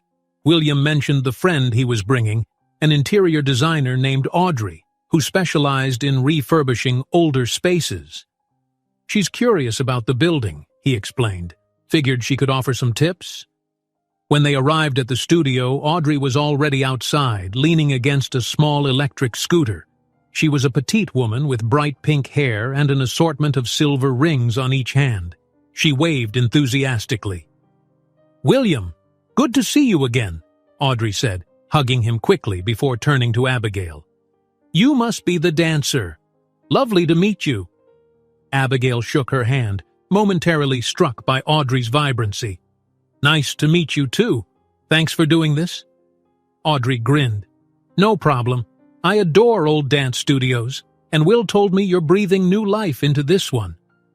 She followed them inside, carrying a toolkit and notepad. While Abigail gave a quick update on her practice routines, Audrey prowled around with a discerning eye, poking at floor seams, tapping on mirrors, and running her palm along the bar. She asked about the acoustics, the lighting, whether the windows were drafty. William trailed after her, occasionally glancing at Abigail to see if she was comfortable. After a thorough inspection, Audrey returned to the center of the room. "It's in better shape than I expected," she said, scribbling notes. "The floor's mostly solid, just a few boards we might want to refasten or reinforce. Mirrors need a bit of realignment in that far corner. The biggest upgrade you might consider is a new sound system because acoustics matter for dance. But that's not urgent. Otherwise, it's good to go." Abigail released a relieved breath. "That's wonderful news. I was worried we'd need major renovations." Audrey shook her head. "Nope. Just a little TLC. I can arrange workers for the floor and mirrors next week if that's okay. They'll be in and out in a day, maybe 2. Abigail glanced at William, uncertain. "I mean, that sounds amazing, but you're already doing so much. I don't have the money to—" William cut her off gently. "Don't worry about the cost, Abigail. This is still my property, technically. I'd like to fix it up so it's safe and functional. Consider it an investment in the building and in your success." Audrey beamed, evidently supportive of the plan. "I'll coordinate with you," she told William. "We can finalize details by tomorrow." Then she patted Abigail's shoulder. "Glad to see you have a real shot at that Roseland callback. Keep dancing, girl." With that, Audrey departed, waving cheerfully from her scooter. Her small figure zipped away, leaving a hint of fresh energy in her wake. Inside the studio, William and Abigail were left alone again. The space felt momentarily lighter, as though Audrey's exuberance had banished all lingering dust. Abigail crossed her arms loosely, meeting William's gaze.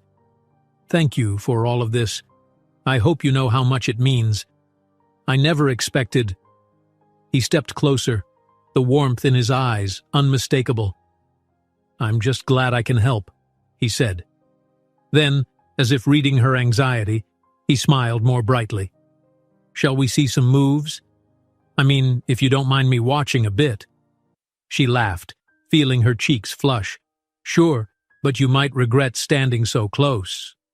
He took a seat on a windowsill where a beam of sunlight cast him in a soft glow. Turning on her phone's music, Abigail began to dance. Just a short sequence, the same one she might use at the callback. She focused on her lines, the transitions, the emotional intensity. Each movement glided across the floor, no longer hindered by the fear of a squeaky floorboard or lack of space. William observed in appreciative silence. He didn't have the vocabulary to critique her technique, but he could sense the passion that radiated through each step. When she finally stopped, breathless, the track winding down, he looked genuinely awed. "That was incredible," he said softly. "I've never really witnessed dance like this up close. You make it look like storytelling without words." A flush of gratitude swept over her. "Thank you. It still needs work, but I'm trying to refine it." William hopped off the windowsill. "I'm sure you'll be more than ready when the callback date arrives." He hesitated, searching her expression. "Any news on that yet?" She shook her head. "Not yet. I'm checking my email constantly, though. I figure it'll be soon. The Academy's new season is starting in a couple of months, so they won't delay decisions too long." He nodded, hands sliding into his pockets. "Well, I hope you'll call me the moment you find out. I'll want to celebrate if it's good news." His smile made something in her chest flutter, an unfamiliar but not unwelcome sensation. "Okay," she said, swallowing the tiny spark of bashfulness that rose in her throat. "I will." They stood there for another moment, the hush of the studio folding around them. It felt as though they were suspended in some in-between realm, where their real lives, his corporate world and her humble one, barely mattered. Here, she was simply a dancer, and he was simply a man who believed in her. Eventually, William cleared his throat, casting a glance at his watch. "I need to get going. Board meeting this evening. Another round of suits, figures, and polite small talk," he said, half smiling. She exhaled softly. "Thanks for coming by, and for everything else." He gave a gentle nod, then paused, as if summoning courage. "Would you, maybe someday, like to go have dinner? A proper meal, not just coffee and pastries?" Her heart stumbled in her chest. Was he asking her on a date? She couldn't fully decipher it, but she sensed vulnerability in the question, a quiet hope. She thought of the times she'd avoided letting guys get too close because she feared losing focus on her dream. But something about William felt different. She met his eyes. "I'd like that," she said softly, allowing her lips to curve in a small, genuine smile. He seemed relieved, a subtle tension easing from his posture. "Great," he murmured. "We'll plan it soon." With that, he left, the soft click of the studio door marking his departure. Abigail stood motionless for a few heartbeats, the aftermath of his presence rippling through her like a faint echo. She sank to the floor, letting her mind replay the question he'd just asked. Dinner. together. The notion was both thrilling and scary. She'd never dated someone from a vastly different social sphere. And yet, as she stared at her reflection in the now clean mirrors, she couldn't ignore that glimmer of excitement in her own eyes. Later that evening, after another round of practice, she locked up the studio and headed home, her thoughts swirling. The hush of nightfall greeted her outside, and she navigated the city streets on foot, hugging her dance bag. Her muscles ached, and she was hungry, but a quiet contentment filled her. The possibility that her callback to Rosalind might intersect with the unfolding connection to William felt almost too good to be true. Yet, the most beautiful part of it all was that her dream no longer felt solitary. For once, a door had opened, maybe more than one door, and as she walked under the glow of street lamps, each step echoed with a newfound confidence. She would be ready for that callback, no matter how demanding it was. She had a safe, dedicated space to practice, a man who believed in her abilities, and a reason to hope that beyond the polished floors and mirrored walls, something else in her life was about to blossom just as gracefully. The next morning arrived with a hushed, rainy sky, a subtle drizzle that speckled the apartment windows and left the streets glossy in the half-light. Abigail stood by her small kitchen sink, rinsing a coffee mug. She was still trying to process the previous afternoon. William had invited her to dinner, an offer that carried implications she wasn't entirely sure how to navigate. Yet a low-grade excitement danced in her stomach each time she recalled his tentative, "Would you like to go have dinner?" "Girl, you're daydreaming again," came Marina's voice from the other side of their room divider. She stepped into view wearing mismatched pajamas and an amused grin. "You've been scrubbing that mug for like a whole minute." Abigail let out a laugh, placing the mug on a drying rack. "I'm just thinking." Marina patted closer, eyes glinting. "Does this thinking have to do with a certain wealthy do-gooder? If I recall, you mentioned something about him wanting to fix up that dance studio, right?" Abigail moved aside a bag of groceries on the tiny counter. "Yes, that was part of it," she said softly. "But also, he asked me to dinner." Even voicing it aloud felt surreal. Marina's jaw dropped. "What, like a real date?" "I guess so," Abigail said, a sheepish shrug raising her shoulders. She tried to temper the excitement flickering across her face. "We haven't set a day or time, but yeah, he brought it up." Marina's grin spread. "This is amazing. Why don't you look happier?" Abigail dried her hands on a threadbare towel, the weight of uncertainty settling. "It's just, I don't know what any of this means. I don't know if it's a date or if he's just being nice. We come from two completely different worlds. And I'm also worried about my dance focus. Callbacks, training. It's my shot at Roseland." Her voice grew quieter. "I don't want to get sidetracked." Marina reached out to squeeze Abigail's arm gently. "You're allowed a personal life, you know. Following your dream doesn't mean shutting out everything else. Besides, from what you've told me, he sounds sincere." She gave a small, encouraging smile. "Let yourself see where it goes." Abigail nodded, internal tension easing just a bit. "You're right. It's all happening so fast." Marina wriggled her eyebrows conspiratorially. "Well, if you need help picking out something to wear for this dinner, I'm your girl. You know I have a small stash of fancy clothes from my cousin who worked in fashion. Might fit you, or we can do some creative adjusting." Abigail laughed, warmth coursing through her. "I might just take you up on that," she said. "Let me see if he actually calls." She retreated to the bedroom corner, rummaging for her dance clothes in a small dresser. Today she planned a longer rehearsal at the old studio, another day with no official word from Rosalind about the callback date, but she refused to let complacency creep in. Each day was precious. She had to keep her body strong, her mind focused. Soon she was out the door, braving the drizzle in a hooded jacket. The wet city had a subdued hum, cars splashing along gutters, pedestrians quickening their steps under umbrellas. On the bus ride to the studio, Abigail studied a small notebook in which she jotted down ideas for transitions, leaps, and expressions she wanted to refine. She flipped through the pages, reading her own scrawled reminders. Extend left arm more. Sharper turn after plie. Breathe emotion into your eyes. Once she reached the studio, she found a thin plastic bag taped to the door, labeled for Abby. Inside was a new set of heavy-duty cleaning wipes and a small box of chalk to mark the floor for spacing. A neon yellow sticky note attached read, "Hope this helps, W.H." She smiled, carefully pocketing the note. Even when William wasn't there, his gestures of support were. Inside, the air smelled faintly of sawdust. Audrey's team must have come by earlier because several planks on the floor were replaced, blending seamlessly with the old wood. The mirrors in the far corner looked cleaner, newly aligned, and the wobbly bar had been reinforced with fresh brackets. She circled the space, running her hand over the updated surfaces. Gratitude swelled in her chest. How strange that a man she barely knew a few weeks ago had altered her life's landscape so profoundly. She found a note taped to the large mirror, presumably from Audrey.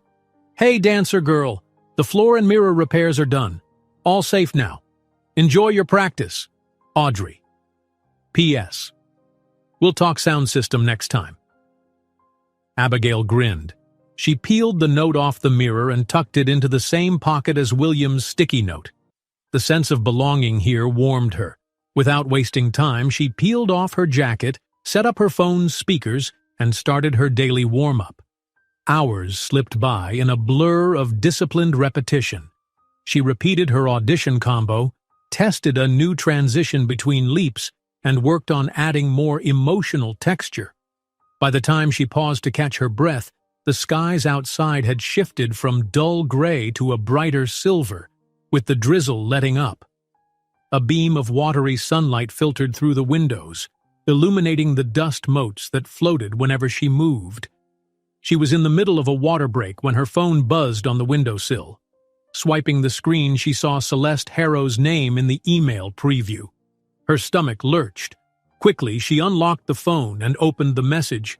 "Miss Reyes, congratulations again on making it to callbacks. We have scheduled the final audition sessions for next Wednesday at 9 a.m. Studio 2. Please arrive warmed up and prepared for a more advanced piece focusing on contemporary fusion. Best regards, Celeste Harrow, Artistic Director, Roseland Academy." Abigail almost laughed out loud. Part relief, part elation. She reread the message twice to ensure she wasn't imagining things. Next Wednesday. She had roughly a week to refine everything. She texted back a quick acknowledgement, then sank to the floor with a surge of renewed determination. "This is it," she breathed, letting the good news wash over her. Just one more audition and I could be in. A swirl of adrenaline spurred her to get up and launch into her choreographies once again. She pressed play on the music, letting each beat flow through her limbs. This time she danced with fresh purpose, imagining Celeste's critical gaze and the hush of the final selection panel. She pictured the stage lights, the Roseanne under her feet, and the silent, reverent crowd if she made it into the Academy's upcoming season. That vision fueled her leaps, her turns, every breath. Exhausted but exhilarated, she ended her practice with a final spin, stumbling a bit on the landing. She laughed at herself, panting. "Gotta fix that," she muttered, eyeing her reflection. She decided to text William. He'd asked her to let him know if she got any news.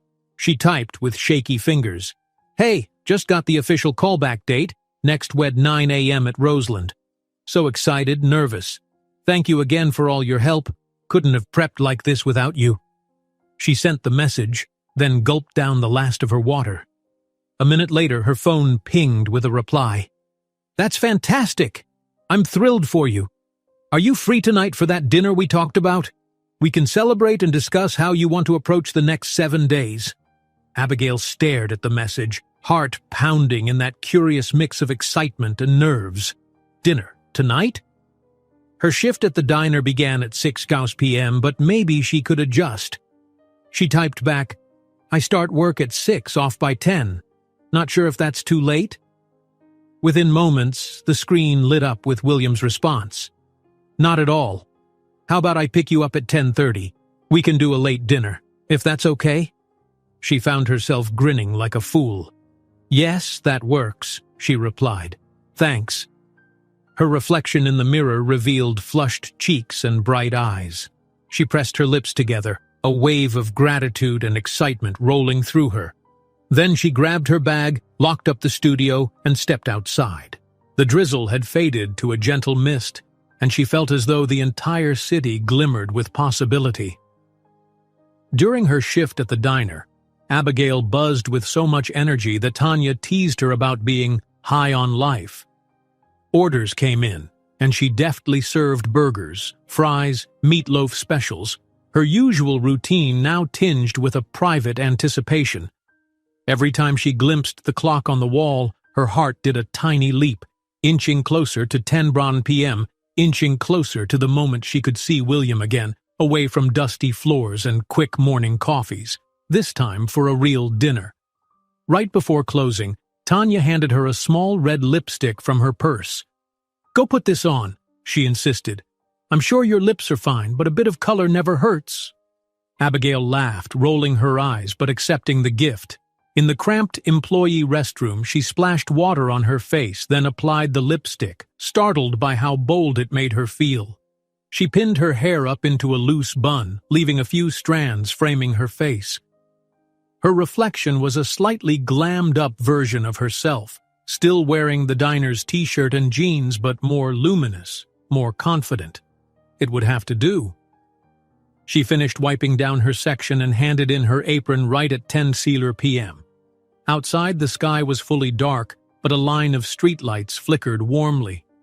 The neon diner sign buzzed overhead. She waited out front, arms folded against the night chill.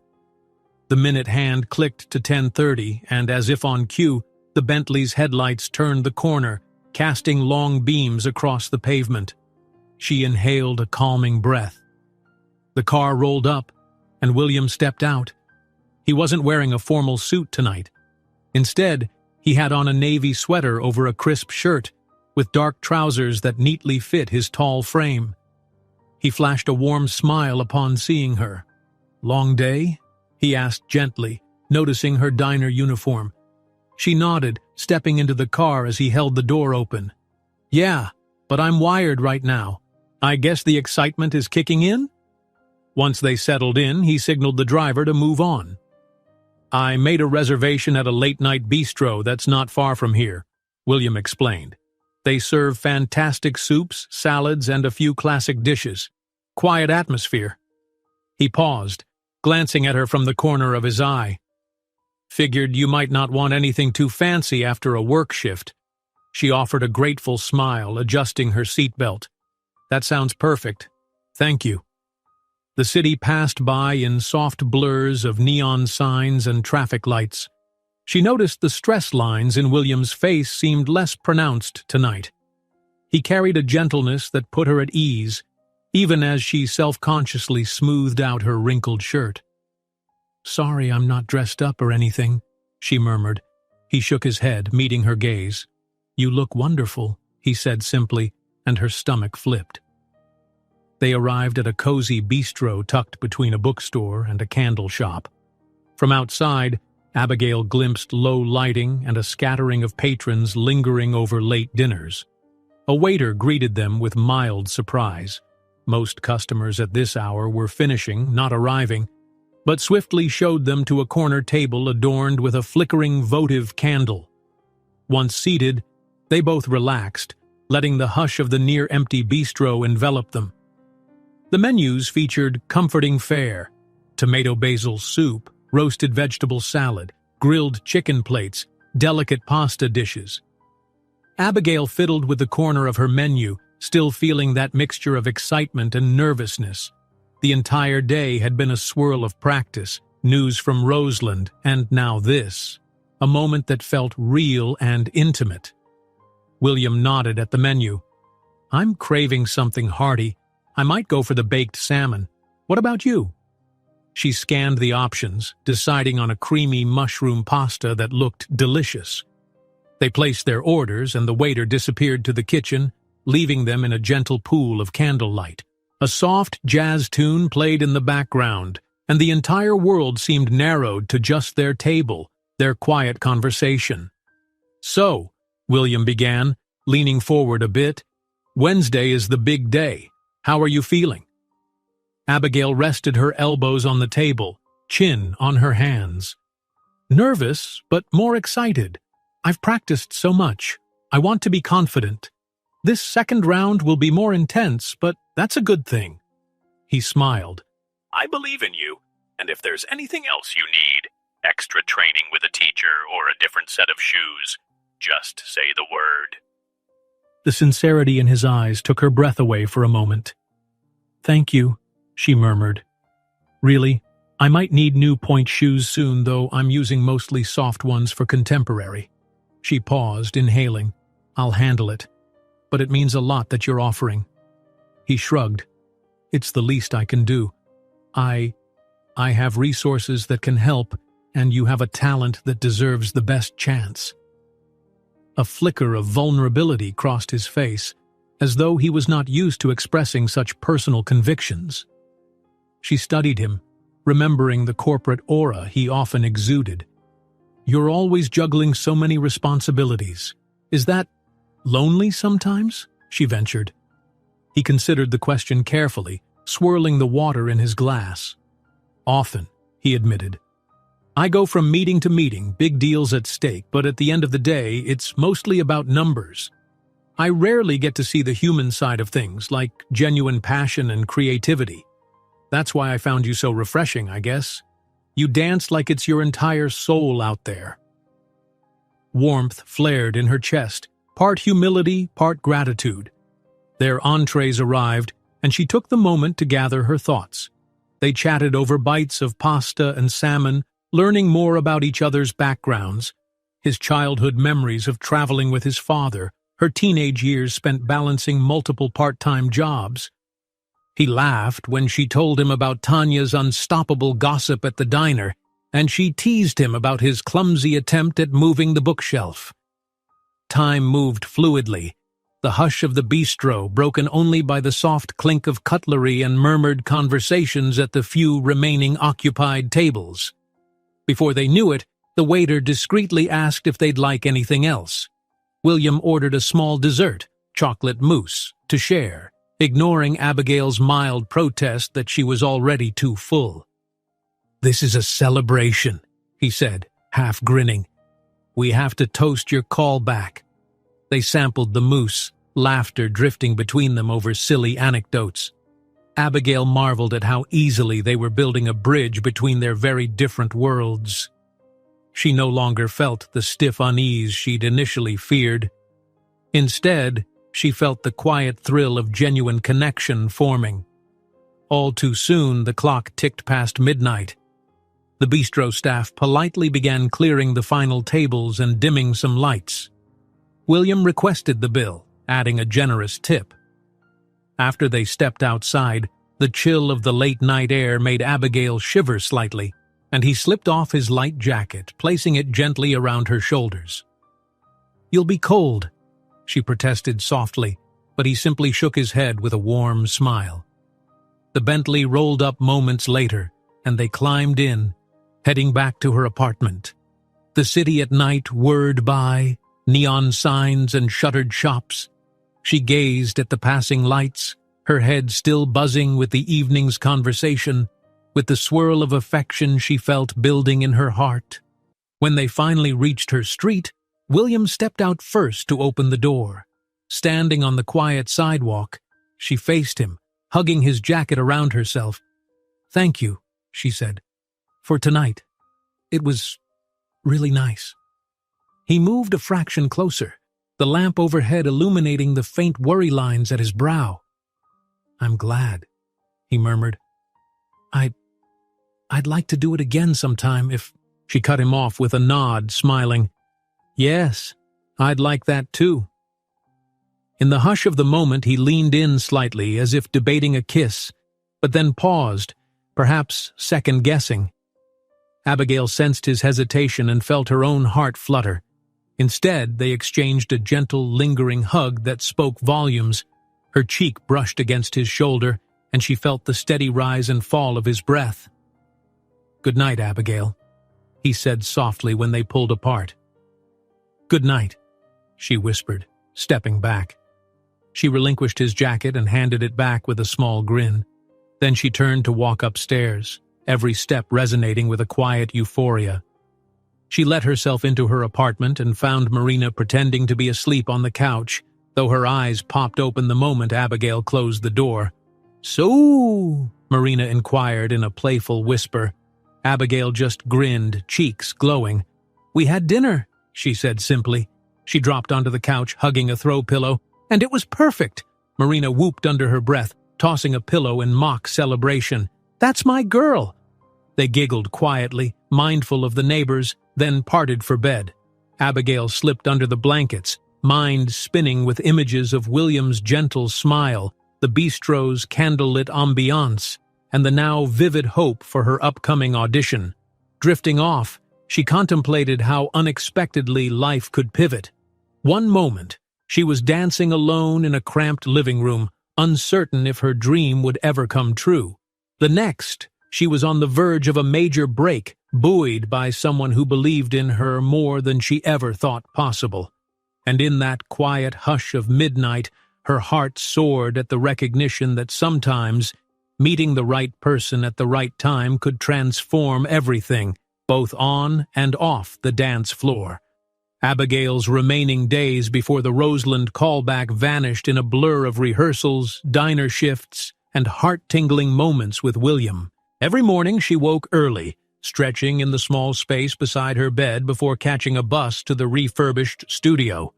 There she practiced for hours, testing variations, perfecting transitions, striving for fluidity in each move. When exhaustion set in, she reminded herself of the stakes. This was the opportunity she'd fought for since she was a child, and she refused to let it slip through her fingers. William, meanwhile, balanced his corporate obligations with an increasing presence in her world. He would sometimes drop by the studio unannounced, often carrying a bag of fresh pastries or a thermos of tea, small surprises that warmed her heart. He'd watch her dance, ask questions about her progress, and beam with a quiet pride whenever she nailed a tricky sequence. On more than one occasion, he even got his hands dusty again, helping move boxes left behind by Audrey's team. One afternoon, he arrived with a bouquet of simple white daisies. Abigail, caught mid-leap, nearly stumbled when she spotted them in his hand. She laughed breathlessly, setting down to greet him. "What are those for?" she asked, cheeks flushed from both dancing and surprise. He shrugged in a self-conscious way. "I saw a flower stand on the way here, and they reminded me of you. Bright, understated, real." He handed them over, gaze earnest. "I just wanted to wish you luck for your final callback prep." She pressed the daisies to her nose, inhaling their mild fragrance. "They're perfect," she whispered. She felt a flicker of emotion pass between them, appreciation, admiration, something deeper unspoken. Their time together wasn't all romantic flutter, though. Sometimes he'd have to rush off to a meeting or answer a barrage of urgent emails, apologizing to her for the interruptions. And she continued to work her shifts, grateful for every tip, still aware that she needed a financial cushion no matter how generous William's gestures seemed. A part of her refused to become fully dependent on his wealth. She was determined to stand on her own 2 feet. 2 days before the callback, Celeste Harrow herself dropped in on Abigail's final open practice hour. Abigail had no warning. She was in the midst of trying out an emotionally intense section of her choreography, and as she spun to a stop, there stood Celeste in the doorway, arms folded, face unreadable. "Miss Reyes," Celeste said by way of greeting. She stepped forward, her gaze sweeping the studio. The dryness in her tone made it impossible to tell if she approved or not. "I've heard you found a private place to rehearse." Abigail quickly grabbed a towel to dab at her perspiring forehead. Yes, she answered, trying not to sound nervous. I'm very fortunate. A friend let me use this space. Celeste nodded. Good. I came to see how you're progressing, but also to remind you that the callback will demand more than technique. We're selecting dancers who can tell a story on stage, connect with the audience. Understood? Abigail swallowed, recalling how Celeste seemed to embody both steel and grace. Yes, ma'am. For this final phase, we'll also be testing partnering skills, Celeste added. There will be a moment you'll have to improvise with another dancer. A flicker of alarm flashed through Abigail. She hadn't practiced partnering much at all, let alone improvised contact work. She felt her heart pick up speed. I'll be ready, she said, determination firming her voice. Celeste studied her with a cool eye, then shifted her attention to the mirrors, the bar, the general environment. Well, I hope so, she murmured. Your movement shows potential, but potential alone doesn't guarantee a contract. Stay focused. Then, as abruptly as she'd come, Celeste turned and exited, her footsteps echoing through the hallway. Abigail stood there, trying to still the sudden quake of anxiety in her chest. Partnering? Improv? She'd known Rosalind demanded versatility, but she hadn't anticipated this so close to the audition day. A moment later, William poked his head in from the corridor, face showing concern. I passed a woman on my way in. Stern expression, black turtleneck. She didn't say a word to me, just walked out. Was that Celeste Harrow? Abigail managed a shaky laugh. Yes, she dropped by unannounced. She gave you bad news? Not exactly, but I just learned I'll have to do a partnering improv, Abigail confessed, pacing. I've done it before, but never in front of such a high-stakes panel. My stomach's in knots. William crossed the room, placing a steadying hand on her shoulder. You'll figure it out, he said gently. Is there a friend or fellow dancer you can call on to practice some lifts or sequences? She thought of her community center days, but most of those dancers had scattered. The only partner training she'd done was amateur level. I'm not sure, she admitted, shoulders slumping. William's gaze flicked around as though searching for a solution. What if we find you a dance partner on short notice? A teacher or a performer around here? Someone we can hire for a day or two to help you prep? Abigail blinked, her mind racing. That could work, she said slowly, though she hated the idea of more expenses, especially for something so last minute. But given the stakes, it might be the only way. William's phone was out before she even finished speaking. Let me call Audrey, he said. She's well connected in the arts scene. She might know someone who can come in and do a couple of crash course sessions with you. Abigail watched, half relieved, half anxious, as he made the call. Audrey's energetic voice was audible even from a step away, exclaiming that she indeed knew a dancer. Actually, an ex-colleague from a local dance troupe, now freelancing. In a whirlwind of arrangements, Audrey had the man's number, and William swiftly booked him for the next afternoon. By the time William hung up, Abigail felt both gratitude and guilt. She glanced up at him, eyes shining with relief and worry all at once. I can't keep letting you pay for everything, she murmured. I barely even know the going rate for a freelance partner. He shook his head. Don't worry about that right now. Focus on what you need for the audition. His voice was gentle, eyes filled with reassurance. Once you're a star at Roseland, you can treat me to front-row tickets, okay? A smile tremored across her lips. She let herself lean into the wave of support he offered, though the weight of owing him, in every sense, still coiled in her mind. Deal, she whispered. The next afternoon, the freelance dancer arrived, a tall, muscular man named Mason, with an easygoing confidence and an open smile. Audrey says you need a partner for contemporary contact work, he said by way of introduction. I've done a lot of that. Let's get rolling. Mason and Abigail hit it off immediately in terms of dance chemistry. He was patient yet skilled, demonstrating lifts and guiding her through improvisational phrases that demanded trust and timing. They practiced transitions in close hold, exploring weight shifts and momentum. William, who stayed to watch part of the session, was visibly impressed. He sat quietly near the mirrors, occasionally offering a thumbs up whenever Abigail nailed a tricky lift or turn. She tried to ignore her self-consciousness about William witnessing the intimate nature of contact dance, how her hands and body had to move fluidly with Mason's. But William seemed entirely supportive, no trace of jealousy or discomfort. During a water break, Mason grinned at Abigail. "You're good at following," he noted, toweling off his forehead.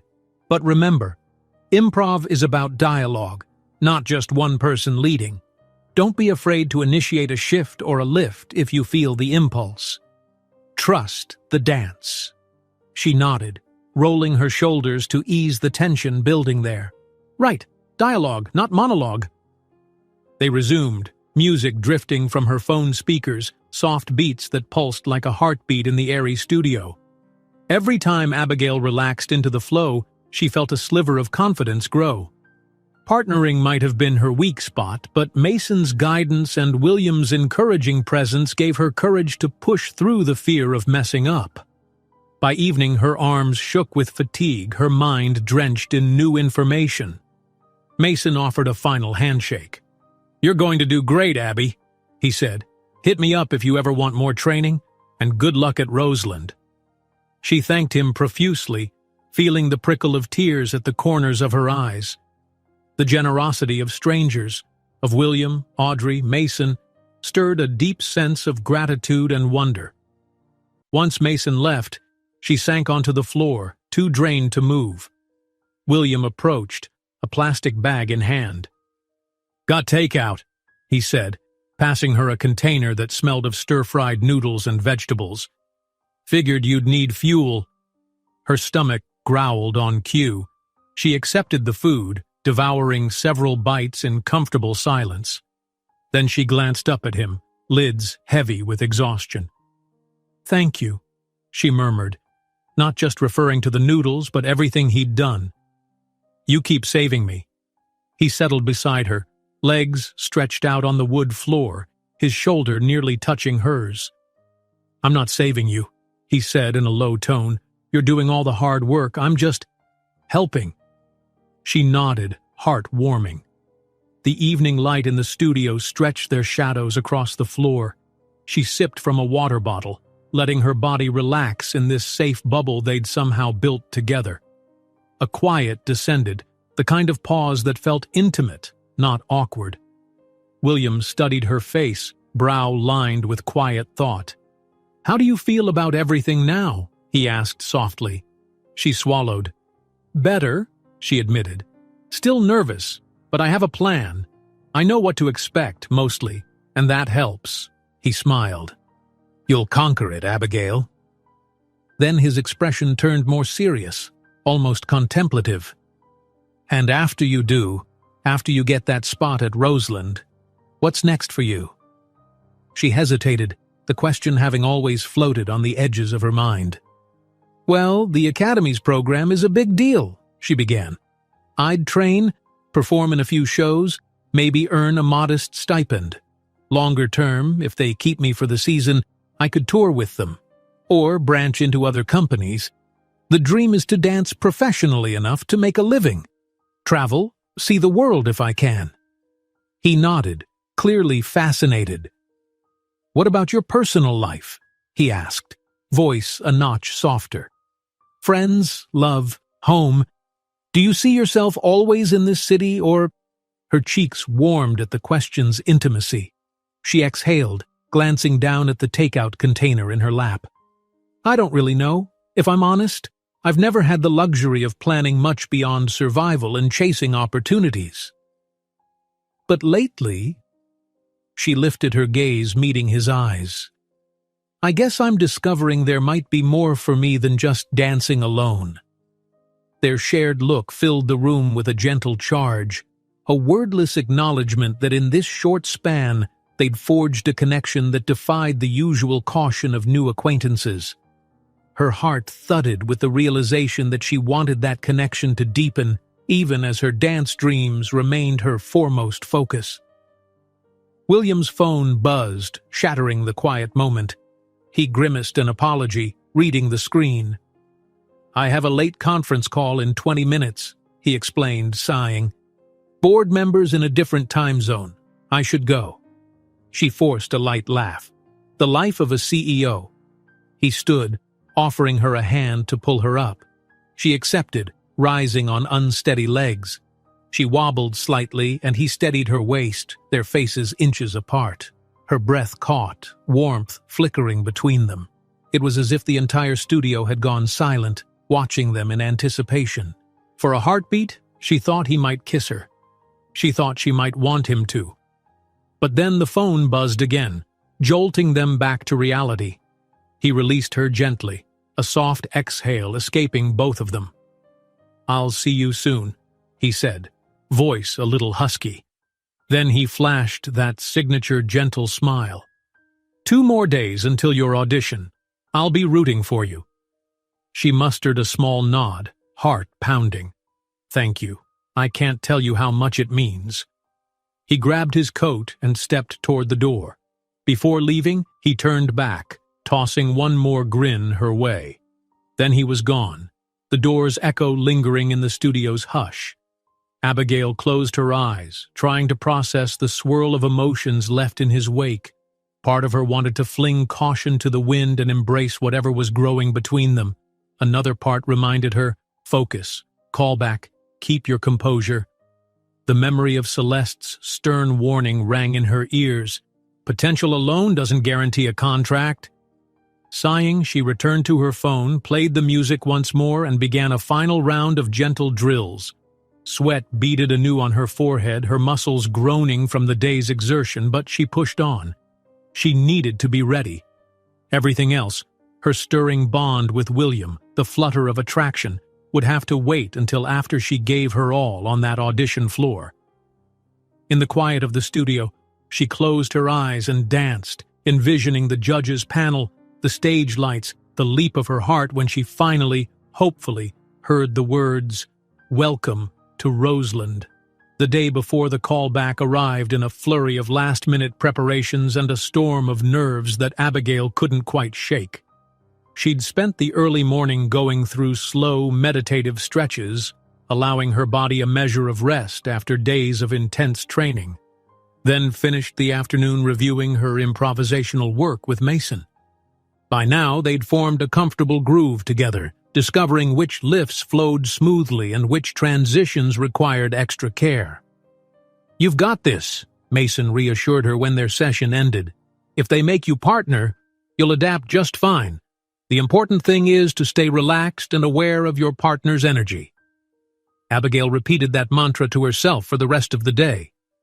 Around dinner time, she found herself at her cramped apartment, rummaging through her belongings. She was determined to pick the perfect audition outfit. Black leggings that offered freedom of movement, a fitted but simple leotard layered with a sheer wrap skirt.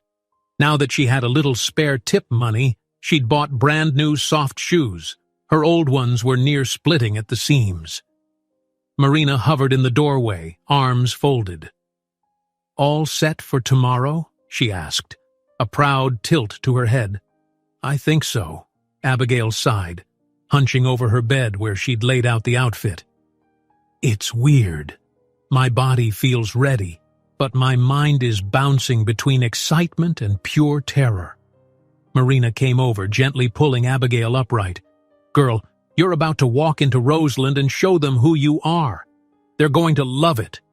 She eyed her critically. "Though you might want to get some real sleep tonight instead of pacing around rehearsing mentally." Abigail managed a dry laugh. Easier said than done. Marina grinned, returning to the living area. "I'll make some chamomile tea. That might help. And remember, you have that new dance space for a reason. Your hours of practice will pay off." As if on cue, Abigail's phone buzzed. William. A little jolt shot through her, not just from the audition nerves but also the warmth that always accompanied his messages. She picked up. How are you holding up?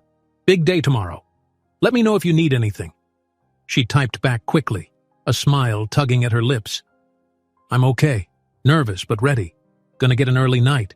Thanks for checking in." His response came almost immediately. "You'll be incredible. I'm rooting for you. Sleep well, dancer." That last phrase, dancer, made her heart flutter in ways she wasn't entirely used to. Dancer. She'd been chasing that identity for so long. Tomorrow, she'd either step into a new realm or face the heartbreak of rejection. She exhaled, setting her phone aside. She refused to let fear dominate her mind. The alarm blared at dawn and she jolted awake. A dull ache curled in her stomach, part hunger, part nerves. She took a quick shower, tied her hair into a secure bun, and triple-checked her dance bag for everything: shoes, water, a small towel, spare bobby pins. On a whim, she slipped one of the small white daisies William had given her, now dried and pressed, into a side pocket as a secret talisman of hope. Marina was already in the kitchen, frying eggs. She insisted on feeding Abigail a decent breakfast.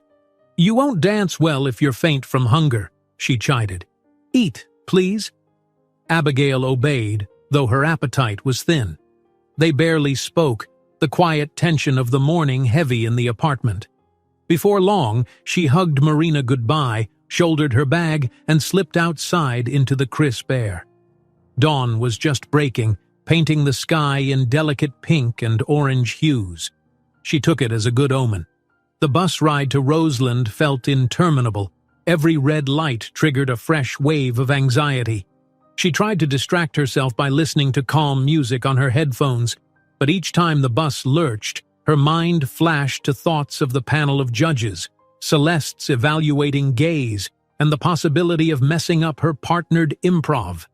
At last, she stood in front of the imposing glass facade of Roseland Academy. A handful of other dancers waited by the entrance, exchanging tense greetings.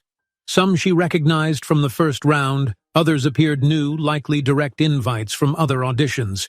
Clutching her bag, Abigail inhaled deeply, summoning the hours of sweat-drenched practice she'd poured into this dream. Inside, a staff member ticked off names against a list, directing them to Studio 2. "You have about half an hour to warm up," the staffer informed. "We'll start promptly at 9. Studio 2 was slightly smaller than the one used in the first round, but no less intimidating. Mirrors lined two walls, and tall windows let in a flood of natural light. Dancers peeled off layers of sweats, revealing toned limbs and taut nerves. Abigail joined them, heading to a corner to begin her warm-up routine. She glimpsed Celeste Harrow near the far wall, conferring with two other choreographers she didn't recognize. Her stomach twisted. Keep breathing. Keep focusing. She settled on the floor, gently stretching her hamstrings, rolling her ankles, tuning out the murmurs around her. She visualized her choreographies, pictured herself executing each leap, turn, and emotional nuance flawlessly. Eventually, Celeste clapped her hands. "All right, everyone, gather up." The room hushed. "Welcome to our final callback. Today we'll see your solo contemporary pieces, plus a short partnering improvisation. Then we may ask some of you to attempt a repertoire excerpt from our upcoming production. Understood?" A chorus of nods answered her. Celeste's eyes flicked over the group. "We'll proceed in groups of 5. When you're not performing, please wait quietly in the hallway or along the edges. First group, numbers 1 through 5. Second group, 6 to 10, and so on." Abigail checked her assigned number. 10. That placed her in the second group. She watched as the first 5 stepped forward, hearts in their throats. Music began, and each dancer performed a short piece they'd prepared. Some were breathtaking, with crisp lines and enthralling presence. Others displayed obvious nerves, stumbling on transitions. Celeste and her associates scribbled notes, their faces mask-like. At last, it was time for Group 2. Abigail's legs felt jittery as she stepped up. The staffer announced each dancer's name, and they moved to individual corners of the studio to perform their solos one at a time. By the time the dancer before her finished, Abigail's pulse pounded in her ears. "This is it," she told herself. "All that practice. Show them who you are." She handed the staffer her music file. The overhead speakers clicked, and the opening notes spilled out. She took her position, knees slightly bent, arms lifted in a poised curve. Then, with the first beat, she launched into her routine. It felt both terrifying and exhilarating to perform here, in front of Celeste and other watchers. Yet as the music swelled, she channeled everything she had. The hours in the deserted studio, Mason's instructions, William's unwavering encouragement, they all surged through her movements. She poured emotion into each spiral, extended her lines with fierce clarity. A fleeting image of dancing alone in her childhood living room flickered through her mind, reminding her of how far she'd come. A minute and a half passed in a heartbeat, the final note prompting a dramatic, controlled descent to the floor. Her chest heaved, muscles vibrating with adrenaline. She could barely remember each detail of what she'd done. She only hoped it looked as powerful as it felt. From the panel's table, Celeste and the others jotted notes. There was no immediate applause, this was an audition after all, but Celeste's gaze held steady on Abigail a second longer than expected. Something flickered in the director's eyes. Recognition, perhaps? Approval? Then she gestured for the next dancer to step forward. Abigail retreated to the side, heart racing. She dared not let herself celebrate yet. Partnering was still to come. After the solo rounds for all groups finished, Celeste called them back in. "Good work, everyone. Now, for the partnering improv. We'll pair you up randomly, give you 2 minutes to explore a contemporary contact piece. We'll watch carefully for chemistry, adaptability, and your capacity to communicate through motion. Understood?" A staff member read out pairings. Some dancers stiffened with dismay, others exhaled in relief if they recognized their partner. Abigail listened intently, half praying she'd get someone who knew at least a bit of contact technique. Number 10, Abigail Reyes with number 21, Darius Ngoma. She searched the room, spotting a tall, lean man with an angular face and long arms. He gave her a quick nod, stepping forward to join her. They only had a few seconds to speak softly before the music started. "Ever done contact improv?" she asked, voice hushed. "Some," Darius replied. "Let's stay fluid. I'll initiate a lift if it feels right, okay?" She nodded, her entire body humming with tension. Then the music began, a mellow, pulsing track with an atmospheric feel. She raised her arms, letting herself feel Darius's presence. He circled around her, they locked eyes, and the dance commenced. At first, it felt awkward. He was a stranger, and she had only fleeting signals to read. But she conjured Mason's advice. Dialogue, not monologue. She softened her stance, opening her senses to Darius's cues. He gently grasped her waist, guiding her into a slow spiral. She reciprocated by initiating a subtle lift of her leg, and he mirrored it with a pivot. Gradually, they found a rhythm. His lifts were confident, but not overbearing. She leaned into him, letting her weight shift, then extended her arms in a sweeping arc. They traded momentum in a swirl of fleeting touches, a hand on a shoulder, a sliding arm across a back, a spin that ended with her pressed lightly against his chest. An electric hush fell over the room. The music continued for another measure, and in a final improvisational flourish, Darius scooped her up in a gentle lift. She let her arms drift out, breath catching. When the track ended, they paused in a mutual lunge, hearts pounding in tandem. She stepped away, meeting his eyes with a tremulous smile. "Thank you," she whispered. He nodded, equally breathless. Then they both turned to face the panel, which was scribbling notes again. Celeste's gaze was hard to read, but she didn't appear disappointed. Abigail counted that as a victory. The rest of the pairings went in a blur. Some crashed into each other, some soared with refined synergy. As the last duo finished, Celeste stood. "We'll take a short break. Then those we wish to see in the repertoire excerpt will be called back into Studio 2. The rest, thank you for your time and dedication." That meant there was another cut happening right now. Abigail's mind buzzed, anxious. She stepped into the hallway where the dancers milled, tension thick in the air. She sank against a wall, sipping water, trying to quell the swirl of doubts. Darius approached, offering a friendly pat on her shoulder. "You did great," he said. "I really felt your energy out there." She gave a grateful smile. "You too," she replied. "Whatever happens, that was awesome." A few minutes later, a staffer emerged with a printout. "These numbers, please return. 4, 7, 10. Abigail's chest clenched, waiting. 14, 21, 25, 33, and 38. Her heart soared. 10 was on the list. She caught Darius's excited grin. 21 was there too. They re-entered Studio 2, an odd mixture of relief and new nerves. "Congratulations on making it this far," Celeste declared once they'd assembled. "We're going to teach you a short excerpt from our next production's contemporary ballet piece. You'll have half an hour to learn it, then perform in small groups.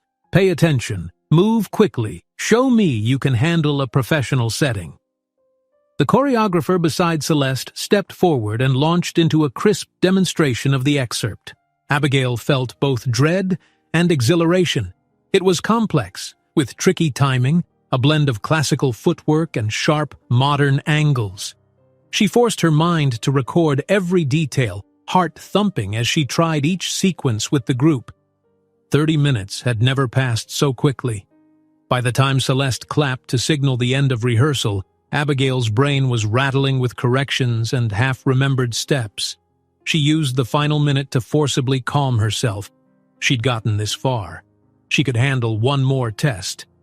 "Groups of 4, Celeste ordered. Numbers 4, 7, 10, and 21 first. That meant she was up again, along with Darius and 2 other dancers. They took their positions, the music started, and they dove into the excerpt. Errors nipped at Abigail's periphery, but she clung to her training. Head up, shoulders back, refine each movement. She glimpsed Celeste's critical gaze locked on them, felt the sweat trickle down her spine, heard her own breath surge with each leap. Somehow they reached the end without a major catastrophe, and as she bowed her head in a final pose, she sensed that intangible electricity in her limbs. Maybe she'd done well. Maybe this was enough.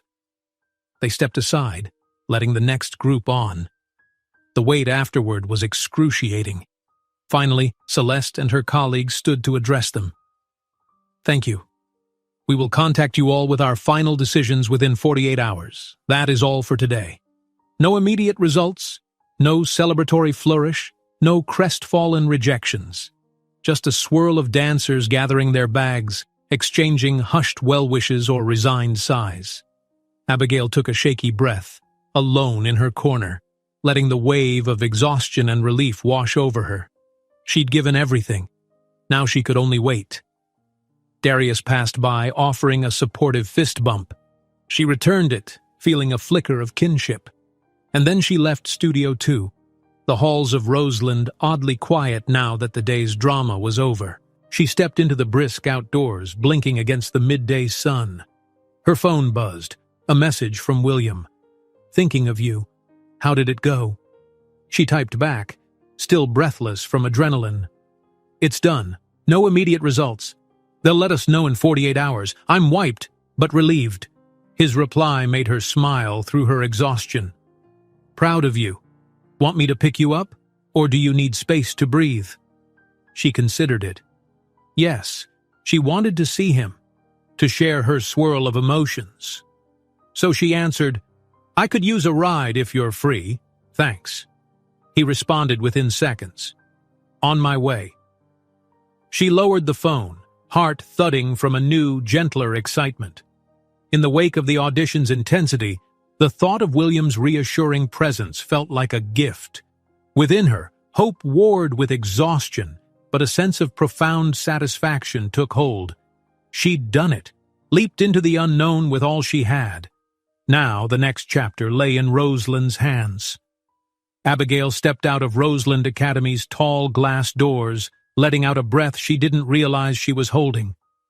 The entire morning had been a roller coaster of emotion, the kind that left her legs trembling with relief, excitement, and an odd emptiness now that it was over. She stood on the steps, scanning the street for William's Bentley, still dressed in her black leggings and fitted leotard under a light jacket. Cold air nipped at her exposed ankles, but she was too keyed up to care. She spotted the car gliding around the corner soon enough.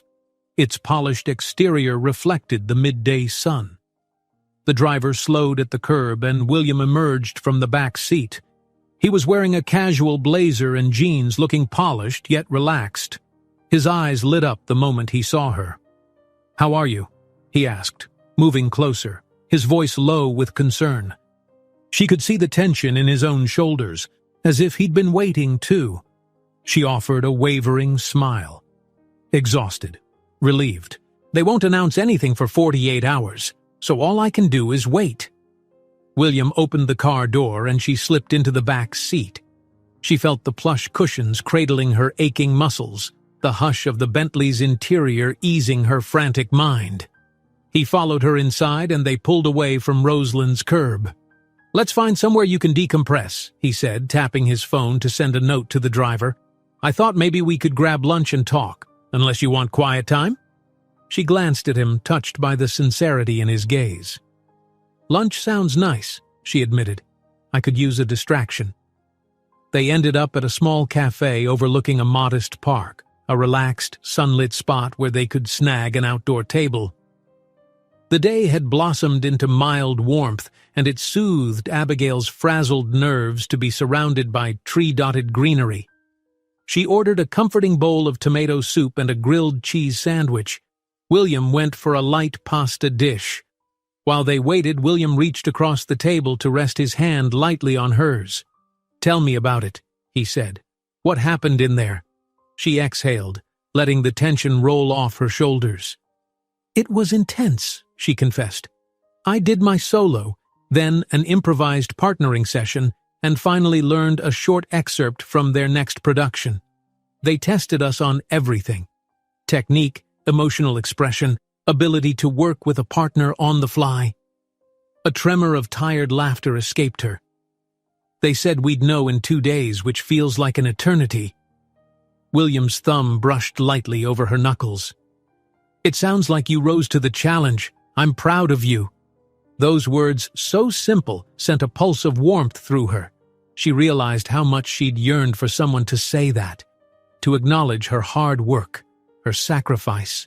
Her heart and soul poured into dance. She gave his hand a gentle squeeze. "Thank you. For everything, really.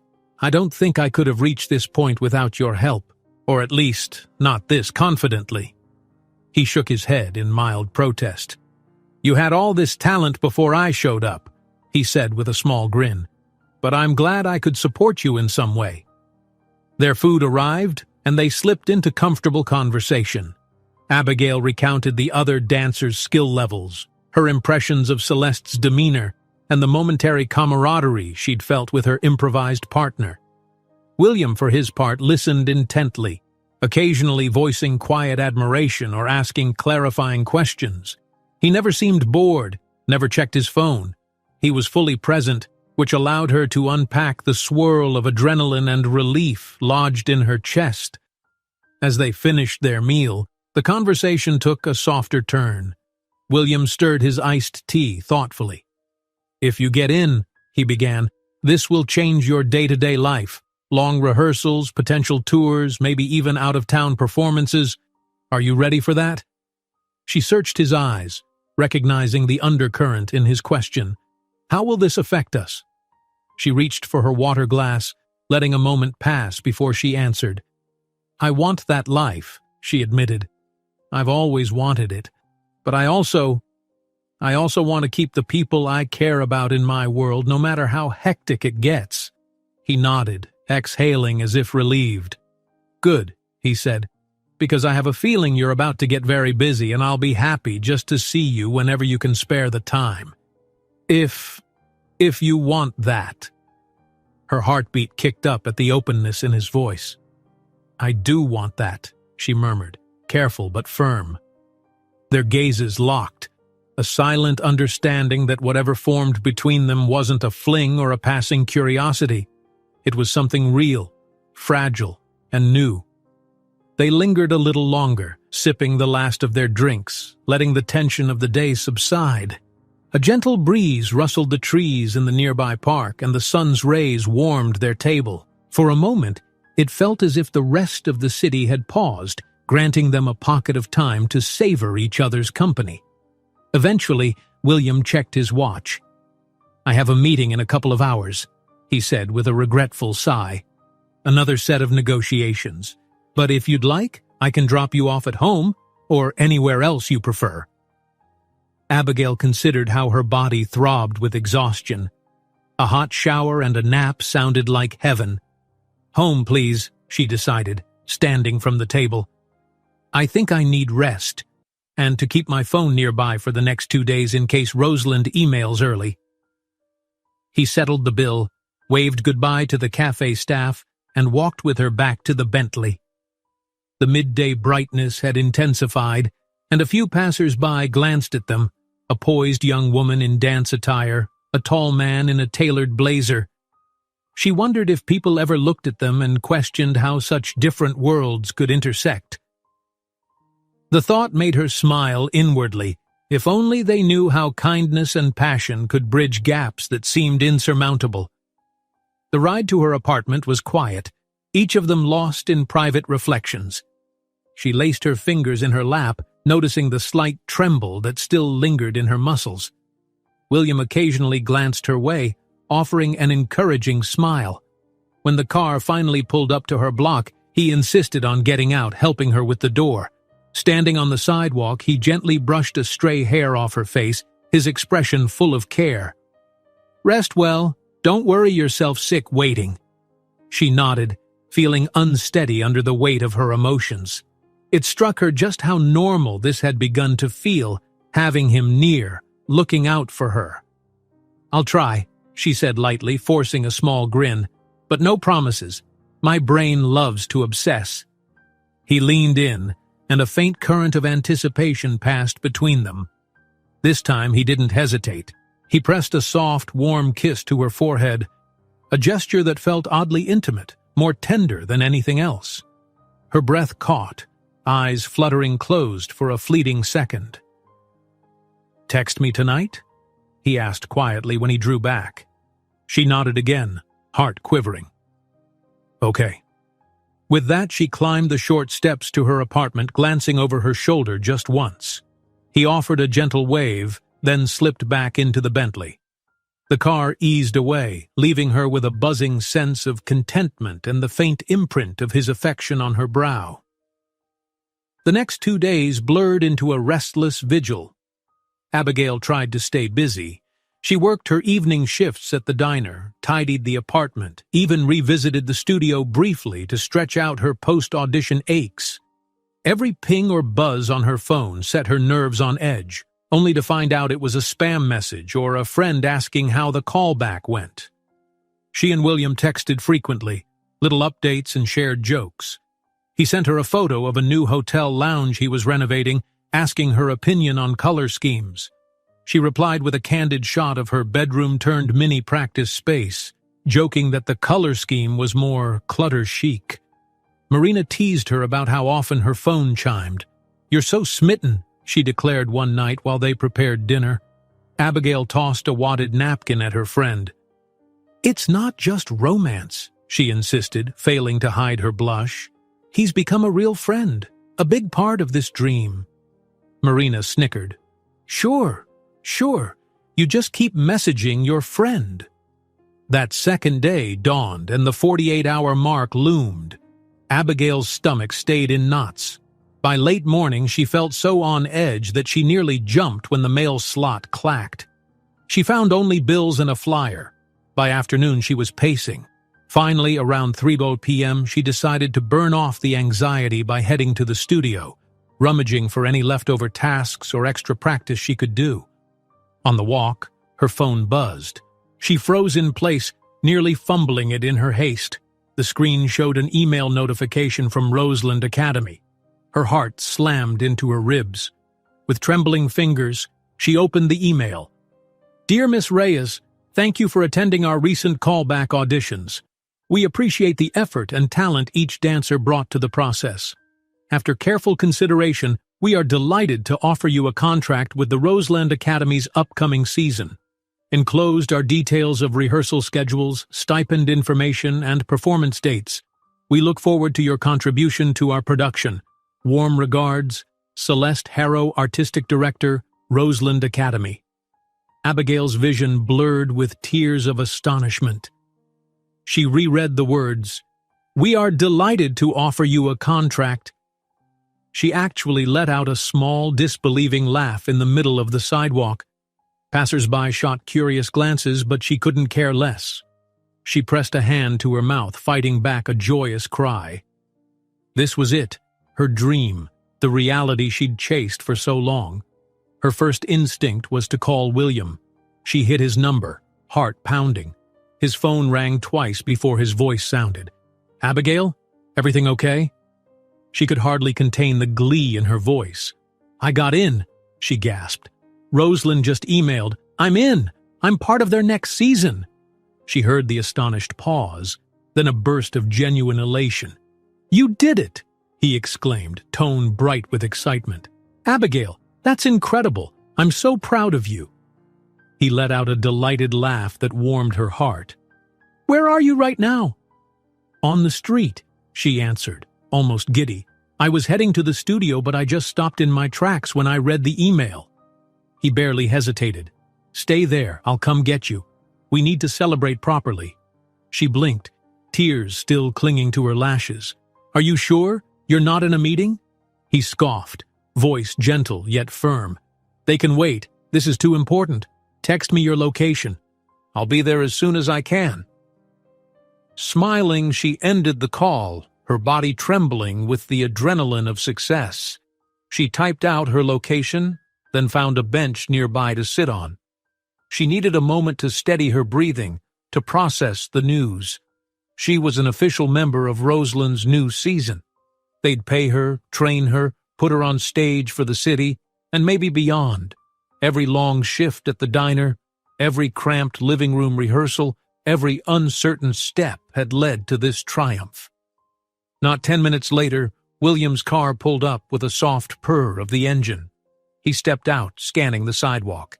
As soon as he spotted her, he moved with purposeful strides. She rose from the bench, meeting him halfway. She tried to speak, but emotions clogged her throat. So instead, she just grinned, tears shining in her eyes. He grinned back, wrapping her in a warm, triumphant hug. That wordless moment felt like a shared victory. All the tension from the last few weeks evaporated into a joyous, tangible relief. "You did it," he whispered near her ear, arms still holding her securely. "I knew you would." She clutched the back of his blazer, letting tears slip onto her cheeks. "I'm so thankful," she managed, her voice choked. "You helped make this possible." He shook his head, pulling back just enough to meet her gaze. "You made it possible," he countered, gently wiping a tear from her cheek. "I just wanted to see you shine." They stood there for another heartbeat, sharing the sweetness of the moment. Then William cleared his throat, a playful glint in his eyes. "Ready to celebrate? I'm thinking we should do something fun, something that'll really mark this occasion." Her face lit with curiosity. "Like what?" A grin spread across his lips. "How about we start with a nice dinner, a real celebration dinner, not just a quick bite, and then we'll figure out something else. Maybe a walk around the city or a scenic drive, something to toast to your new chapter." Her heart danced. "That sounds perfect," she whispered. The driver, who'd discreetly waited, came around to open the Bentley's door. Abigail slipped inside, her mind still spinning with excitement. As William settled next to her, she let out a shaky laugh. "I keep expecting to wake up from this dream." He reached over, covering her hand with his. If you're dreaming, then so am I, he said quietly, sincerity glowing in his eyes. Because meeting you, watching you grow and succeed, none of it feels quite real. And yet, here we are. A wave of emotion welled in her chest. She gently turned her palm under his, lacing their fingers together. It's real, she affirmed softly. And I'm so glad. They shared a look that conveyed everything words couldn't.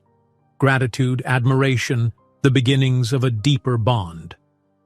The car began to move, city lights rolling by, the bustling world around them a mere backdrop to the joy igniting their hearts.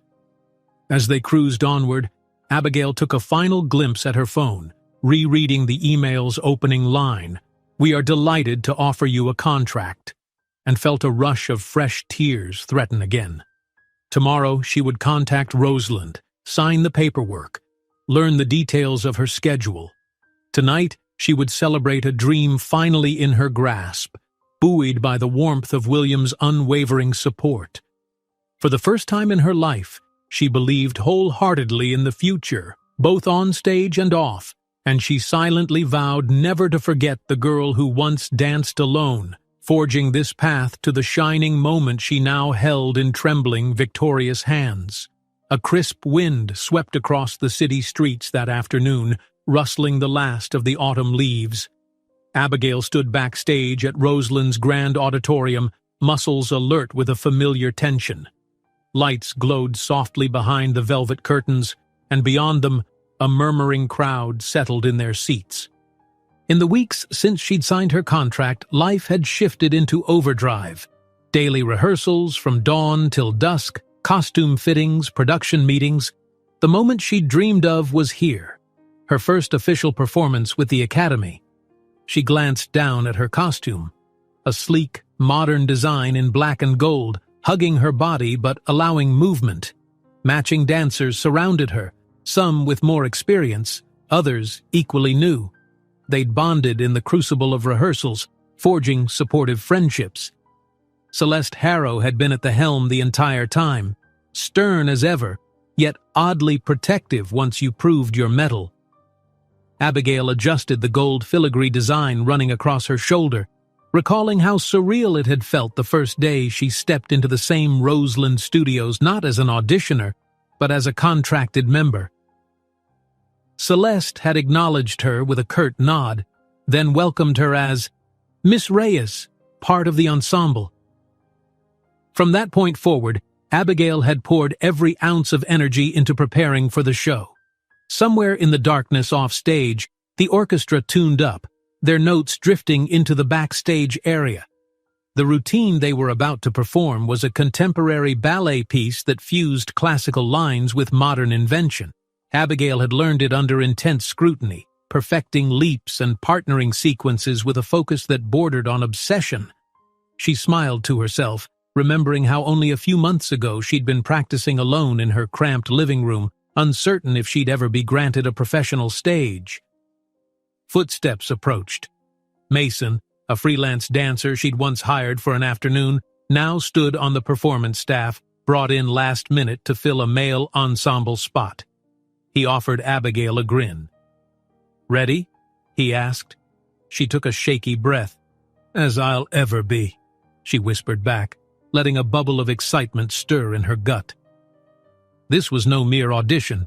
People had bought tickets, friends and families had gathered. Tonight, they expected a spectacle. She was part of that spectacle, no longer an outsider. Mason gave her a playful nudge. "Knock 'em dead!"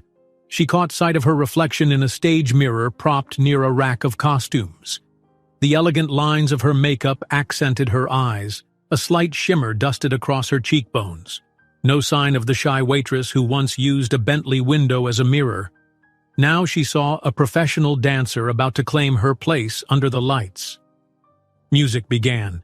The stage manager waved the first group on. Abigail's part came a few minutes into the choreography, so she waited off stage, nerves humming, listening to the hush of the crowd as the performance commenced. She closed her eyes, recalling William's words. I'll be there in the front rows watching you shine." The memory of his unwavering encouragement steadied her. He'd become her anchor in this fast-moving world, a constant in her new reality. The time arrived. The stage manager signaled her group. Celeste's voice echoed in Abigail's head. Precise lines, fluid transitions, and expression that pulls the audience in. She stepped onto the stage, breath catching at the sea of watching eyes. But the lights overhead wrapped her in a warm glow, and the hush of the auditorium felt oddly intimate, as if she were dancing for each person there, heart to heart. She began. The ensemble wove patterns across the stage, each dancer interlocking with the others in sweeping arcs and staccato turns. Abigail found her mark in time with the music, focusing on every beat, every accent. A surge of pride and humility mingled in her chest. She had fought for this moment, and it was more exhilarating than she'd ever dared imagine. When it came time for her solo passage, the rest of the ensemble receded, leaving her to command the spotlight. She launched into a spiral turn, arms slicing the air in a fluid sweep. The combination was one she'd practiced countless times at the old studio, each movement etched into her muscle memory. Yet under the stage lights, it felt newly alive. She poured feeling into the final leap, letting her chest open wide, fingertips reaching for some invisible horizon. The crowd exhaled in a unified hush. Then the next dancer flowed in for a partnering sequence, a swirl of arms and contact that demanded trust. She remembered the tension of those first lessons, how uncertain she'd been. Now her body responded instantly, forging a dialogue of balance and weight with her partner. Their breath aligned, spinning them into a moment of pure synergy. Her lungs burned, her heart galloped, and every synapse in her brain crackled with the electricity of performance. When the lights dimmed at the piece's conclusion, thunderous applause erupted. She blinked through the glare, chest heaving, disbelief crashing over her. Just a few months ago, she'd served fries at a diner, uncertain if she'd ever see a professional stage. Now, she was the dancer she'd always dreamed of being. As the curtain fell, the dancers retreated backstage, sweaty and panting but buoyant. Abigail found Mason and they grasped each other's hands in an exuberant handshake. Then, the stage manager signaled them to prepare for a curtain call. Final bows. The audience roared anew. A sea of faces gleamed through the footlights. Abigail's gaze swept the front rows, and her pulse fluttered when she spotted William standing amidst the crowd, hands clapping, his expression alight with admiration. He'd come, as promised, to watch her triumph. Their eyes locked, and for a heartbeat, the applause and the crowd faded, leaving only the warmth in his gaze. The curtain dropped a final time. Adrenaline still coursed through her veins. Another wave of applause muffled behind the heavy drape, but soon the lights came up in the auditorium and the dancers were free to exit. Abigail joined her castmates in a flurry of backstage congratulations, squeals, and quick hugs. The energy was infectious. Some were long-time Roseland members who found her excitement endearing, others teased her about newcomers' glow. She accepted the jokes good-naturedly. This was her family now, in a sense. When she slipped away to the dressing room, her phone buzzed. "William," she answered, pressing it to her ear. His voice bristled with pride and emotion. "You were brilliant. I'm outside the stage door if you have a moment." She peeked around the bustling space, dancers changing or heading off to greet family. "I'll be right there," she said, heart flipping. She grabbed a coat, quickly peeled off her performance shoes, and made her way through a maze of corridors toward the stage door. Outside, she found him waiting near a low wall, a jacket slung casually over one arm. His face lit with an open smile the moment he saw her. "Abigail," he said softly, holding out his hands. She placed hers in his, letting him draw her closer. "You came," she whispered, even though she knew he would. The late autumn evening air kissed her bare arms, but his presence radiated warmth. "I'm still not sure I didn't dream all of that." He laughed, brushing his fingertips against her cheek. "If you did, it's the most spectacular dream I've ever seen. You were mesmerizing on that stage." He hesitated, and she saw emotion flicker in his eyes. I can't tell you how proud I am, or how lucky I feel to have witnessed your journey." She felt a burst of gratitude, not just for his support, but for the fact that he stood there, wholly sincere, bridging the chasm between her once humble life and his affluent sphere. "Thank you for believing in me," she said, voice trembling. "It's meant more than you'll ever know." He tugged her gently to his side, and together they started walking away from the stage door, the hum of backstage celebration fading behind them.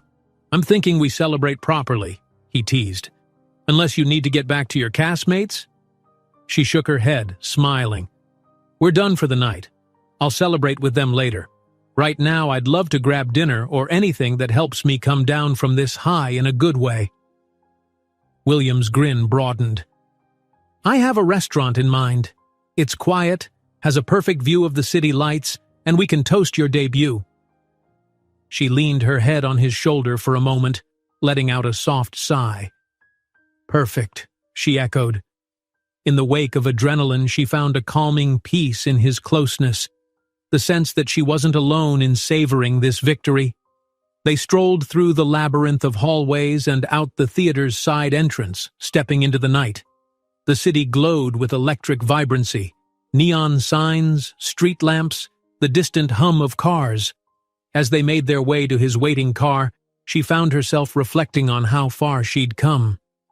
The journey from that first audition morning, when she'd used the window of a stranger's Bentley to fix her hair, felt like a lifetime ago.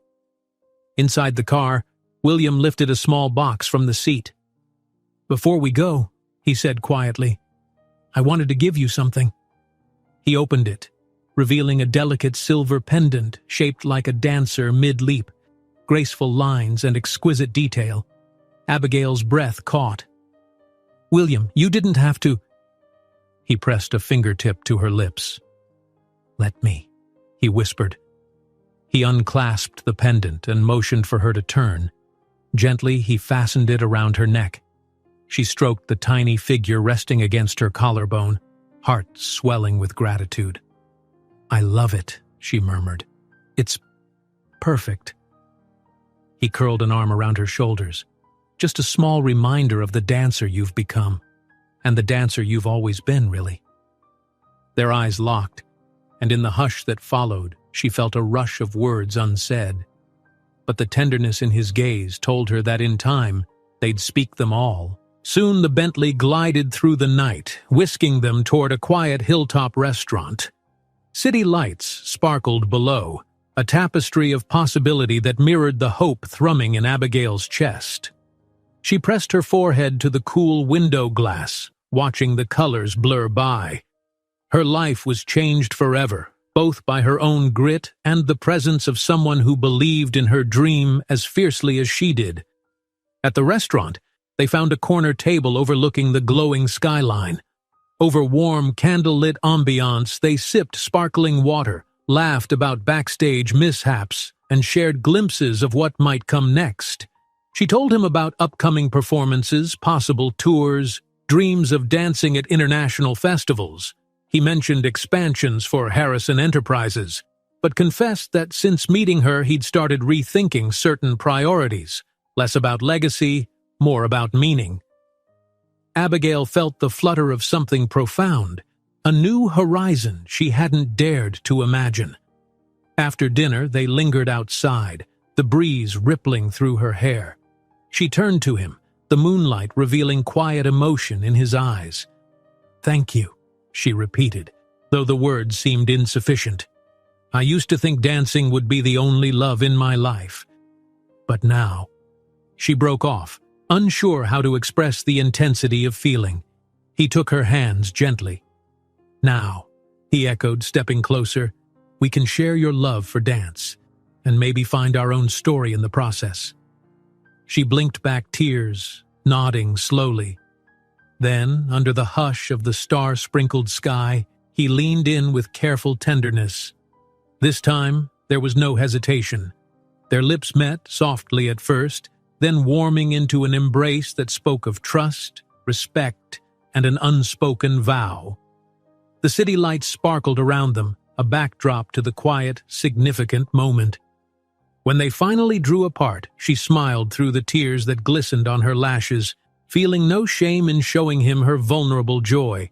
In his eyes, she saw her own wonder reflected back, two different worlds coming together with unexpected ease. She rested her head against his chest, listening to the steady beat of his heart. Tomorrow, she'd return to rehearsals, to the rigorous life of a professional dancer at Roseland. She'd push herself to new heights, traveling, performing, living the dream she'd nurtured since she was a girl. But now, as William's arms wrapped around her, she realized that dreams could expand to include the warmth of another person's presence. Under the vast night sky, she inhaled the crisp air, cherishing the swirl of possibilities that lay ahead. Love, dance, and the promise of countless twirling steps on stages far and wide. She'd found her footing, discovered her stage, and opened her heart to something precious. And as she and William stood together, one step out of the spotlight but still shining in each other's eyes, Abigail understood that her once lonely leaps had led her here, to a new beginning more beautiful than any solo performance could ever be. If you enjoyed this story, don't miss the next one. Just click on the screen.